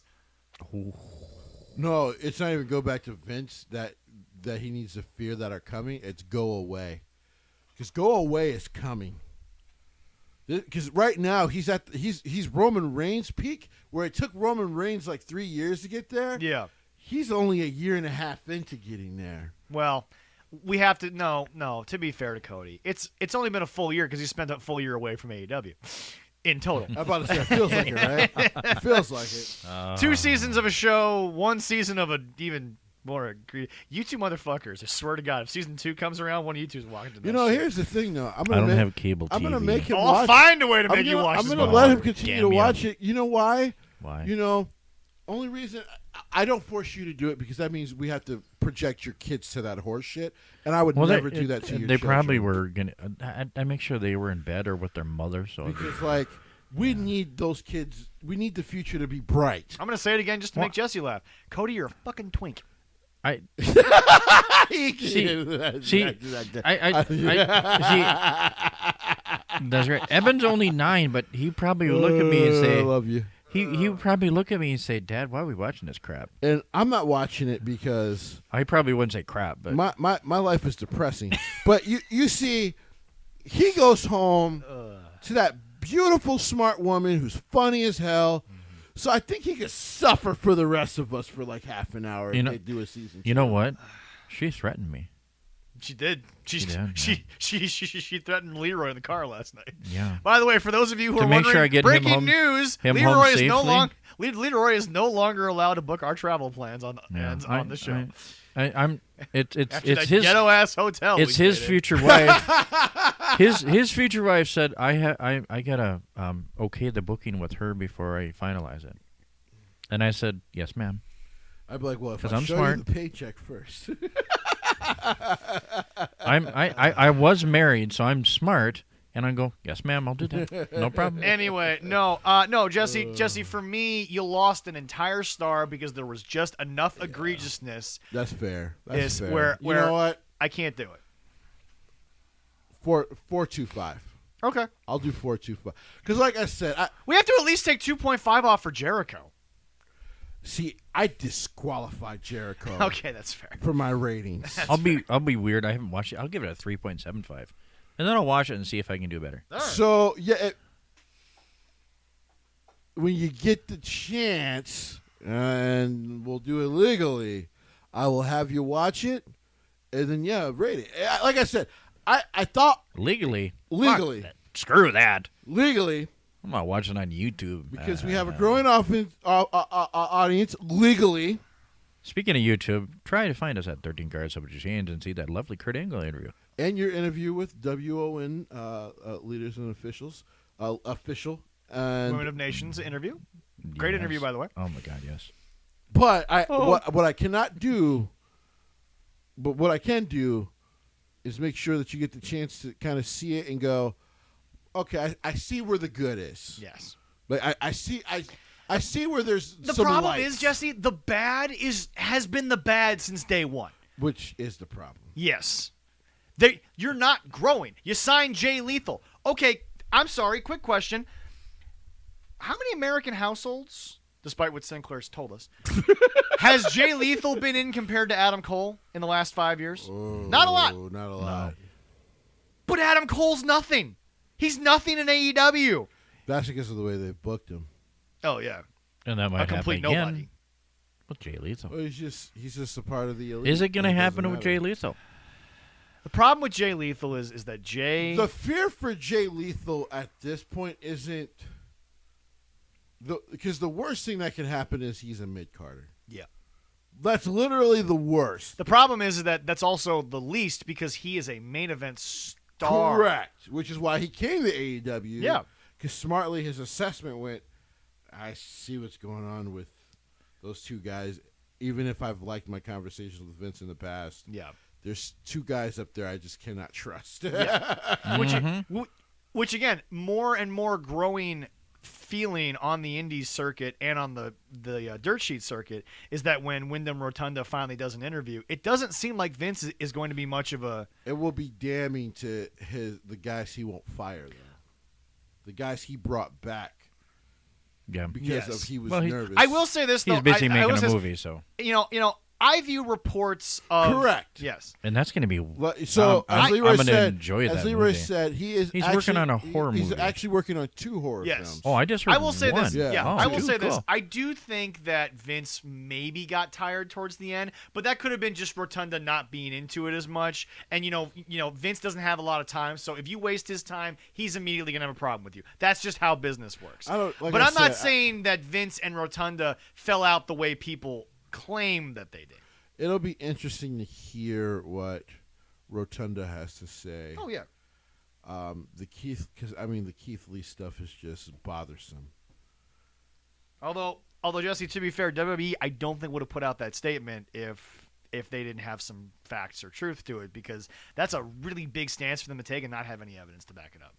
Yeah. So here's the thing: they better, because if they don't, there are 2 guys. Because I can't put it on Vince, even though he's the head. Yes. Who gave him the okay to go fight and get healthy. Good news, everyone. The Lions will not finish 0-17. Oh, shit, they won? They won. No, they tied. Oh, the game fuck. The game ended in a tie. Against So, Steelers so without they'll Ben be 0-16 Roethlisberger. and 1. Oh, God. Thank God I'm a Vikings fan. I'm not a Detroit fan. I wouldn't thank God for that right now because you got to watch them fucking probably piss you off when they fucking lose in overtime to the Chargers. But it's 3-3 right now. Yeah, they're just going to overtime. No, it's not. Moving on, boys. Moving on, boys. I'm going to get them. Did your Jets win? No, we got our ass whooped. Okay. Yeah, listen, I'm not gonna lie. To be fair, Jesse's Jets fans haven't had much to compliment since Broadway Joe retired, but since before Mark Sanchez ran into an ass on Thanksgiving. Yes. So yeah, but back to this. Broadway Joe was. But back to this, Jesse. I was just a young man. Jesse, back this is the only thing going forward is that. Again, regardless of people liking or hating that we talk about the same stuff is what's bad about the pay-per-view. The new stuff's actually good, but the stuff that they just won't let go. Vince will drop an idea in a heartbeat if he realizes nobody cares, but they will not let the Cody thing die. They will not change the elite segments. They will not promote the women's division. The three things that they will not let go of from the first month of this company is what's killing them. Here's the worst part. Now, we might as well address this. I know you tried to address it a couple of days ago. Mm-hmm. Some people I saw some of the arguments against you, and some of those had some points. But, yeah. So, of course, we all know kind of about the call and how it seemed like maybe Tony was a little dismissive because he got his fucking feelings about the question about the women's division. Yep. But here's the thing, Tony. It's a mess. So while you want to get credit for paying for the NWA show, which, by the way, I wouldn't have gave you fucking credit either, because as far as I'm concerned, if I'm Billy Corgan, I've given you basically Thunder Rosa and Serena Deeb. If you fail with those two, that's your fuck up. I digress. And by the way, to be fair, unlike Tony, Vince will own when he messes up with somebody. It's not even just Vince. His daughter will at least come out and be like, "We screwed this up." Yeah. The whole family understands when they mess things up. Shane's even talked about mess ups that he had in his in-ring career. Right. Stuff he should have done differently. The family at least will admit when they screw up. So he rightfully apologized to the girl. Cool. But here's the thing. You need to fix the women's division. Yeah. Period. There's no reason for this women's division to be this underwhelming. Because outside of Penelope Ford, you do have talent. Yeah. Yes. I'm sorry, Jesse. 2 years of this girl, she's nothing. There's been some small in-ring growth. See, they paired her with the bunny for a while, which I thought would do her wonders, but that didn't last very long. But then you have Red Velvet making a botch that you just can't explain out. These girls, I don't know who's in charge. She's green, though. Well, but still, Jesse. And she's been pushed to the forefront a little too quickly. Well, but I agree. But at the same time, Jesse, if you know she can't hit that's on Tony for putting her out there. I'm not blaming Red Velvet, but Jesse, again, this is a situation where Tony's guilty of, you still put that on television. True. Well, I mean, not that Red Velvet isn't a lovely young lady, but Jesse, when you're not good enough for television, Jim Cornette's been screaming about it forever. Half this roster shouldn't be on national TV. Yeah, I don't disagree. But the problem is now they've signed so many guys and gals who probably are. Yeah. That you've now, unless you like blatantly use, which by the way, they only seem to mostly use fucking dark to just put over the people that they're not using. It's a weird way to use that show. Wait till and by the way, I hate to say it, by February we're going to see a bunch of more signings, and Keith Lee's probably going to be the only one that gets over. I think Keith Lee is going to go to Impact. He should. Yeah, I agree. Think Keith Lee's going to go to, because bad part. I was trying to find a beating dead horse sound effect to play for. I couldn't find. I have to try again. That's fine. But there you go, beating dead horse. Well, it's a dead horse. There's not many neighs in a dead horse. But anyway, Jesse, we have to move on. Leroy, you have a card for us of that company we just mentioned. Turning Points is coming up. It is coming up this I love Impact Wrestling. Saturday. Is it Yeah, Saturday or Friday or Saturday. Saturday. Saturday? Yep. It is coming up. We have a card. And I have to actually watch the replay because I will be playing a music show. On okay, Saturday. sweet. This is actually All this is right. actually a good card. It is. Yeah. It is fantastic. And you want to know why? Kenny's not there. It's also in Vegas. Yes. And you want to know why? really? Because Kenny's not there. Or the Elite. Are you sure? Who's not there? Kenny's not there. Okay, yeah. Do they have a deal with? Well, technically, Do they- the Good Brothers are a part of the Elite. So or- technically, by Do they have still have their Yeah, but the partnership Good with Brothers are AEW? actually told to be serious by Scott. No, D'Amore. so apparently they ended that. I know. I'm just saying it again. Do they have their partnership with AEW? Not No. anymore. Yeah, but Jesse, again, you were the one who, again, it is one of the most famous sound bites on our show. Why are they clowns in AEW, but nowhere else? The Impact makes them be serious, True. so they'll be okay. Okay. But before we get to that, Jesse, someone who apparently was a big prospect that was sympathetic for leaving WWE, has not debuted in AEW. He's debuted on New Japan Strong. Yeah, so Yes. Bronson the Reed, the big boy formerly known as Bronson Reed. now known as, Actually, I forgot the name. I believe it's Jonah Rock. Something. Yeah, I think he actually uses his real name. Oh, Beat yeah, I believe the so. dog shit out of Juice Robinson. Oh, really? Yeah. Oh, wow. You want to talk about a beatdown? That is Rhea Ripley getting put through the stage levels of beatdown. That was so violent. I don't think the Japanese crowd is going to have anything but to boo this man. And to your credit, you did tell us the reports True. he had been in the LA dojo. Yeah, Where yeah, exactly true. is the LA dojo located? So I believe it's north of Burbank, on the beach, like near the beach somewhere on the Okay. coastal line. okay. I've always wanted to visit it. Burbank, LA, it's all one big area. It's so- all right in yeah. the same area. I think Burbank is 30 minutes north of LA. Yeah. But yeah. So yeah, he came out. He beat the hell. Like it was the kind of beating that if your kids got into the fight and they won the fight, you would be proud of them. But you'd be like, I might consider like throwing you in timeout for like 24 hours because you might have went too far. Like he destroyed Juice Robinson and David Finlay. I don't know if I'd put him. He did. Put him in time. Finn Juice got their ass kicked. Put him in the corner for an hour and then sorry, you're good.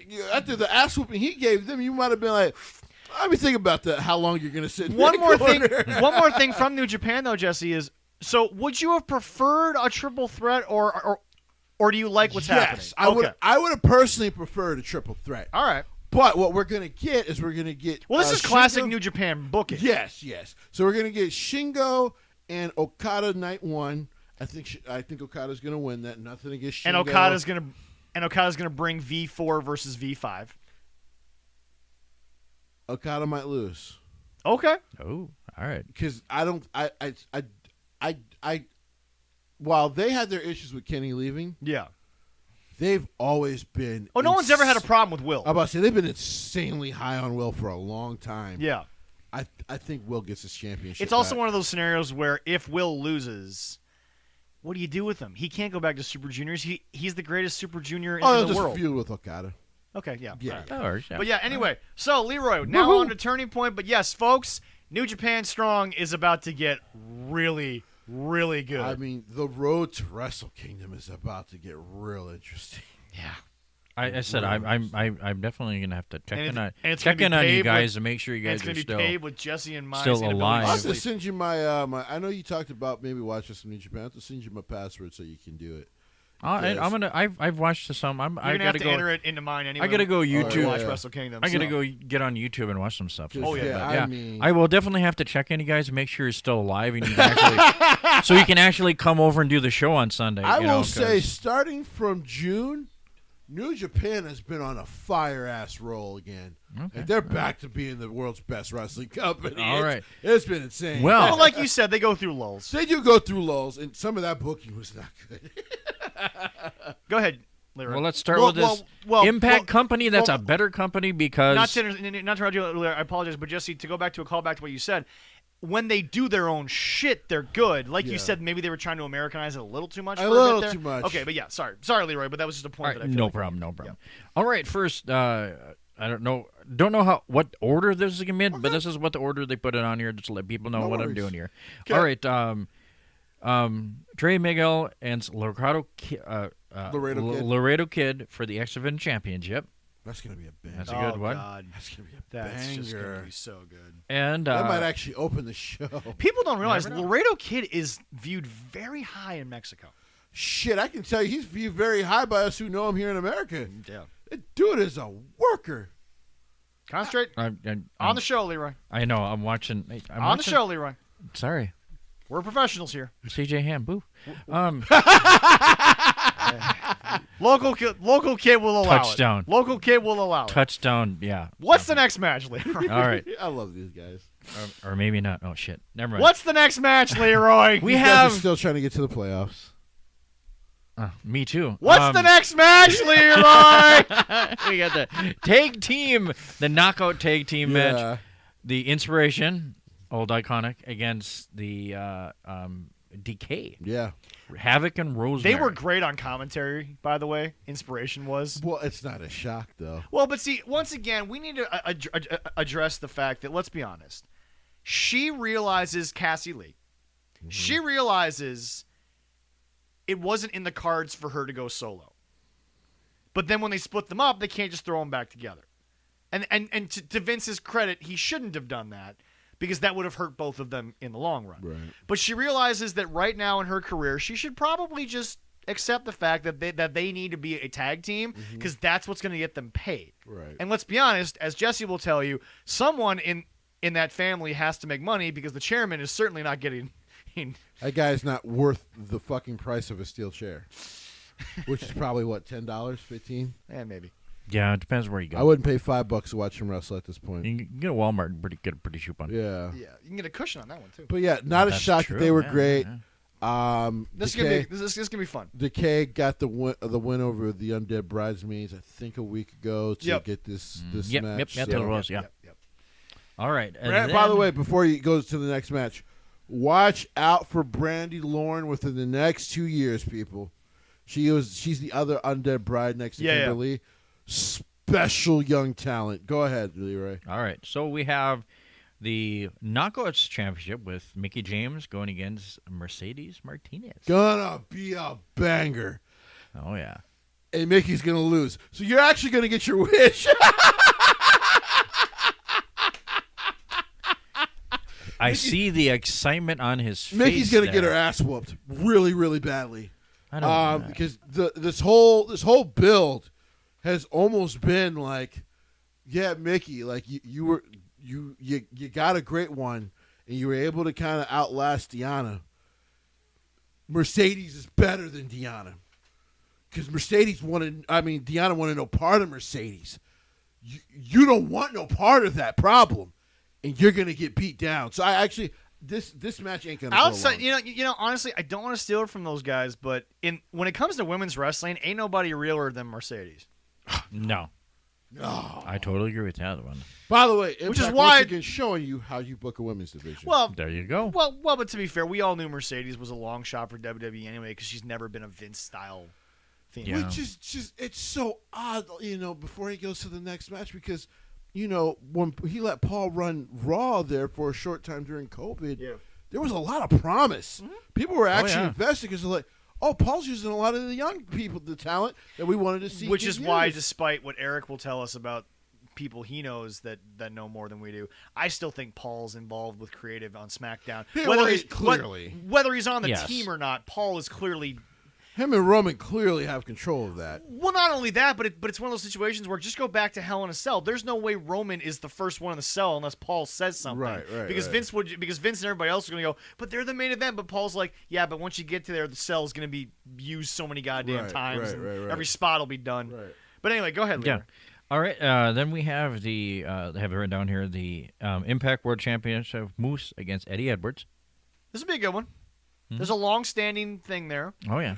and Fucking 3 years worth. and of not only feud that, there. but we're finally in the title picture with these two, and we're trying. Sadly, I think regardless of what happens here, Jesse, I'm not trying to shit on these two guys. yeah, Regardless of what happens, the next 6 months are very important for this company. You got to rebuild that heavyweight division, yeah, you do. and if you don't do it in 6 months, when you maybe get back on TV, You need some believability in this again. I think Moose will retain. Oh, yeah. I think he is he's always kind of been the guy that I think they wanted to do it, Yeah. and they should have never entered that deal. I get what Scott D'Amore was trying to do. He's doing it now at New Japan. Yeah. And I give him all the credit in the world. He's trying. He's actually doing what Tony isn't actually doing consistently. Yeah. And that is, we're going to have an open door policy, because if we all exchange talent, all ships rise. Yes. And Yep, that's true. And Oh, it's, yeah. and it's a good thing. Which, again, by the way, Vince is not opposed to. You just got to keep up your end of the bargain.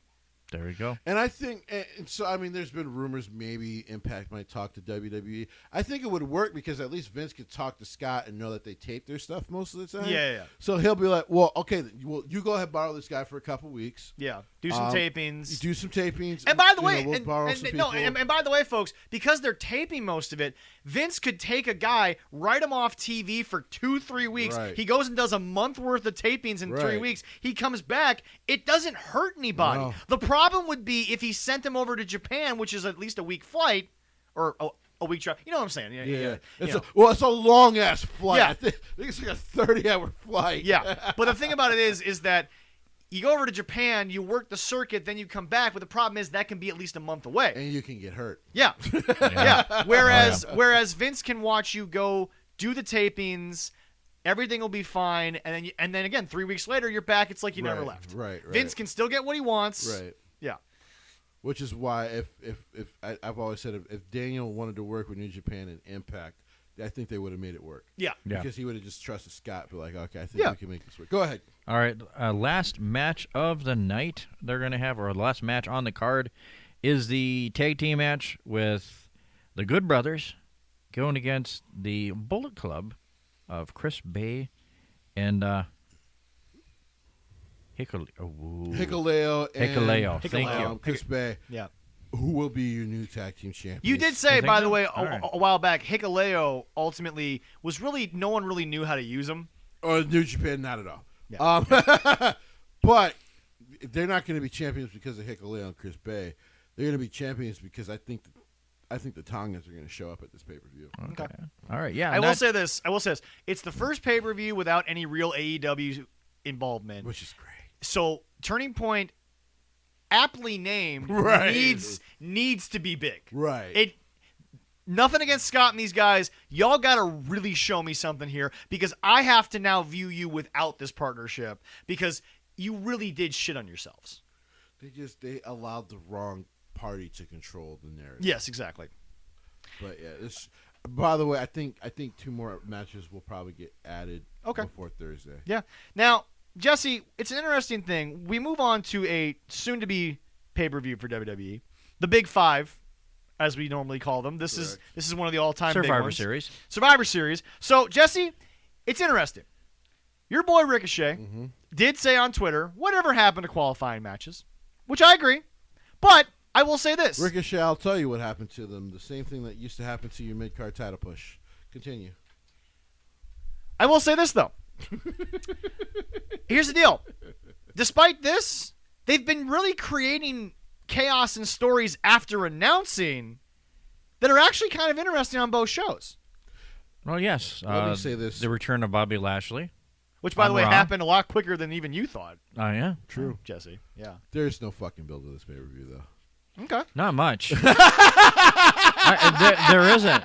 You know, Like Charlotte and Becky will be very interesting because there's clearly a ton of, unfortunately, there's a ton of real life heat that'll there. be interesting. Yeah. But And then Big E and then Roman, because of what's been going on SmackDown, should be fun. Yeah. what I want to see, and I'm going to enjoy, is Damian Priest and Nakamura. That's going to be a banger, but that's a banger That's gonna with be no a good build, one. though. Yeah. I know. I'm But going to Jesse, love it, man. But Jesse, my whole point is that, you know, they've been creating some intrigue just because if you watch, maybe not so much on Raw, but if you watch SmackDown, this past SmackDown, again, 2 million basically, the crowd was hot. Yeah, it was a good crowd. Surprisingly, Jeff Hardy's match got a hell of a reaction. No, the crowd was really good. I mean, hell, the crowd for Raw was actually really good. So, and then someone in a couple of groups, including PWL, posted like, dude, this is all I've been talking about. And I get where these people come from, where they're just like, when you watch these fans, they just go there and they're just enjoying pro wrestling. Yeah. And it makes the show so damn fun. Yeah. I mean, listen, I know some people are like, well, what's going on with the show, man? Like, what, because of the hit row. So, the whole hit row thing. They actually, in my opinion, might be better as a face. No. Group? So Yeah, people, I think apparently so. a lot of people were like, well, what's going on with the whole stupid thing with Shanky? I'm like, actually, that was fucking fun. I thought it was funny. It was just funny. Oh my god! It was just awkwardly That was funny. but like Slim like, Shanky. Oh, I'm it's that so was, good. I'm like, this is actually very once, funny. Once again, Jinder may not be one of the most talented wrestlers in the world, He's not the GOAT, no. but he finds a way No. to stay on the show. Right. He finds a way to stay on the show. Well, here's SummerSlam. That comment was for someone very special. I'm aware. Here's a good question for you. Yeah. They're doing they're doing the two matches of the Raw men against the Raw men, the Raw women against Raw men. Okay. Well, Raw and versus SmackDown. But Okay. you just ignore SmackDown entirely in that. Well, no, I'm promo, not. thank I'm you. not trying to. But Hard all to right. ignore SmackDown. So last year Mm-hmm. it was a sweep by Raw. So What's really weird about this time of year? what do you think this year? Is it going to be the same way? Well, the only thing that's or is weird it gonna about this be time what? of year is that all of a sudden Adam and Sonya have to seem like they're working both shows, but yet one is SmackDown. Before one I is get Raw. on that. Yeah. But it's interesting. I mean, they haven't so- announced a final member of each of the ladies and the men's because they had to change it a little bit.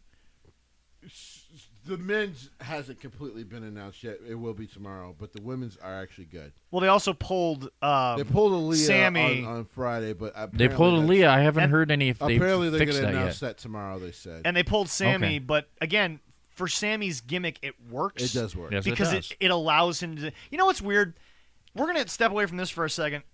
Is it me, or does Kevin Owens and Sami Zayn's current runs almost feel like they don't have anywhere to? Almost feels like they're not going anywhere. I don't know anything. I'm not saying anything. Yeah, it seems like it.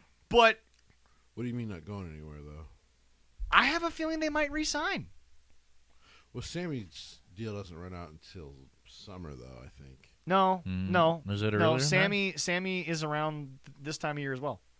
Okay. Because I mean, Kevin hasn't resigned, and I mean, see, here's the thing though. Usually when they start mentioning contracts and shit on the show, Yeah. sometimes that means they resign. Right. That's right, true. Yes, right, that is true. Right, but what I'm saying is that Kevin Owens specifically said 3 months, which is about when his contract is up. But then he also said 3 years, which, by the way, WWE, I don't think at Kevin's age would go with another 5-year deal because that kind of burned them during COVID. Right. But they do a 3-year short-term deal. But my other thing about it is that So folks very maybe it's a hint rarely for that. Yeah, Right, very rarely when guys' contracts are just going to run out and lapse, they don't use them this much.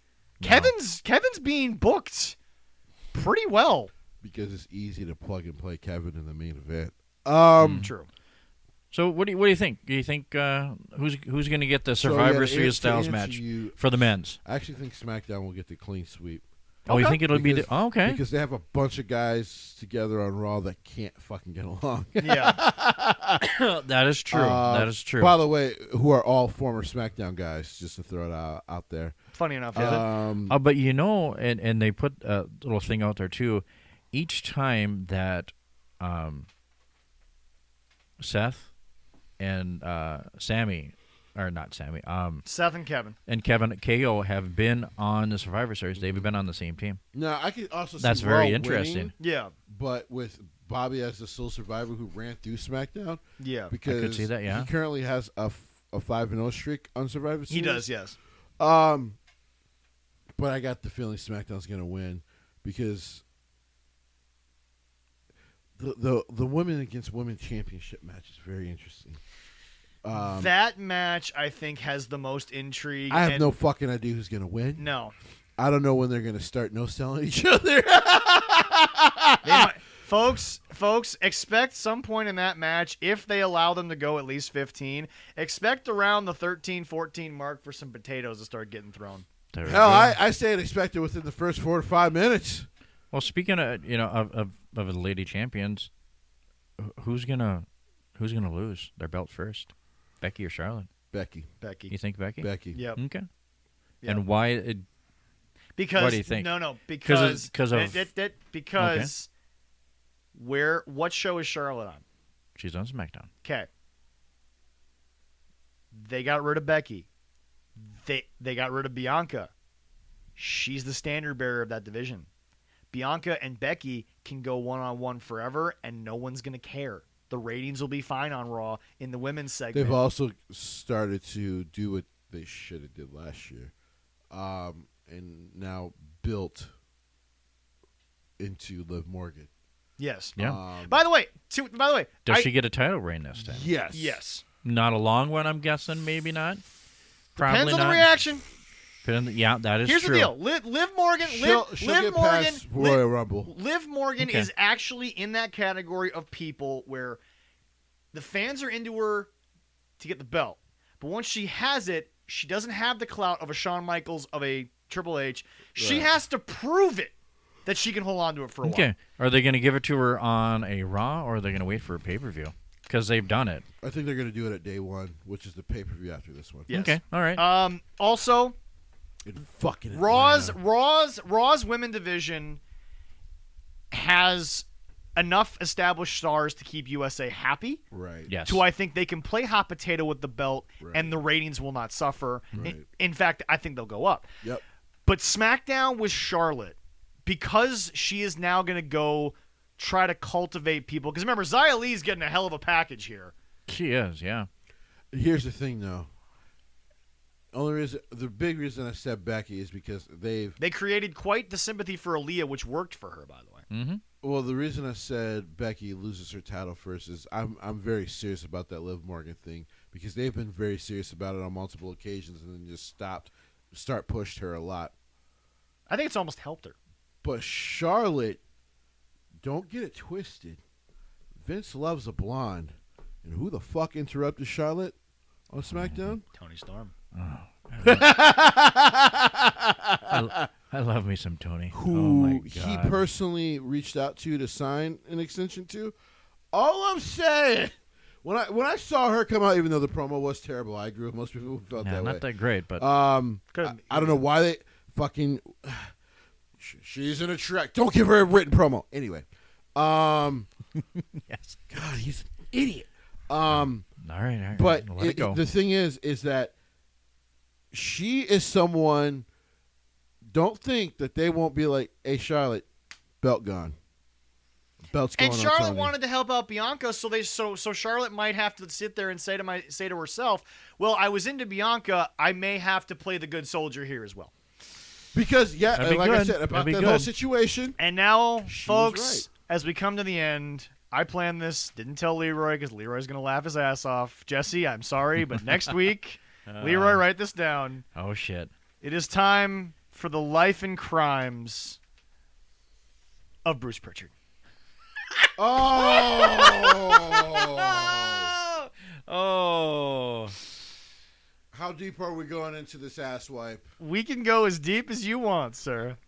This is going to be your day. Oh.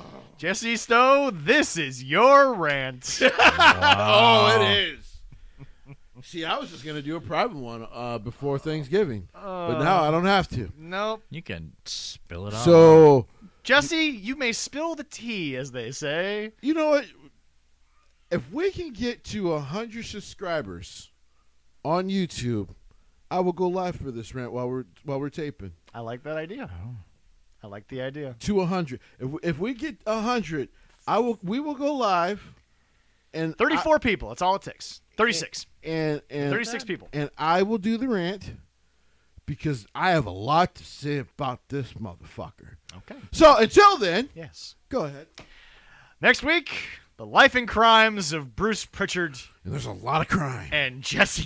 Jesse actually can't wait. Oh, By the way, folks, I don't think he's going to need notes for this. no. But other than that, yes, again, as we always say, and we will continue to say, please support your local promotions Yes. wherever they may be. Yes. Folks, sometimes 2.5 hour drive is worth the drive. MAW always puts on a great It show. makes Oh it, my God. It yes. makes personal dreams come true. First we are at wrestling does good 64. work. Please subscribe to our YouTube. We are on Spotify, iTunes, Podomatic.com. We're back to number 2, by the way, according to Leroy. We, Right. yes, this last week Maybe with the help of Dave and a live interview or whatever. Yeah, man, hey, it's a lot of fun. Or we are that damn good. We are number 2 this Look week. for Rampage Santana, The System, Ken E, Defiance as well was down there. Please try to look all those guys up there in MAW. MAW Live on YouTube, Fight TV. Right. And other than that, like we said, keep subscribing, because the more subscribers and the more listeners, the more stuff we're going to try to put together.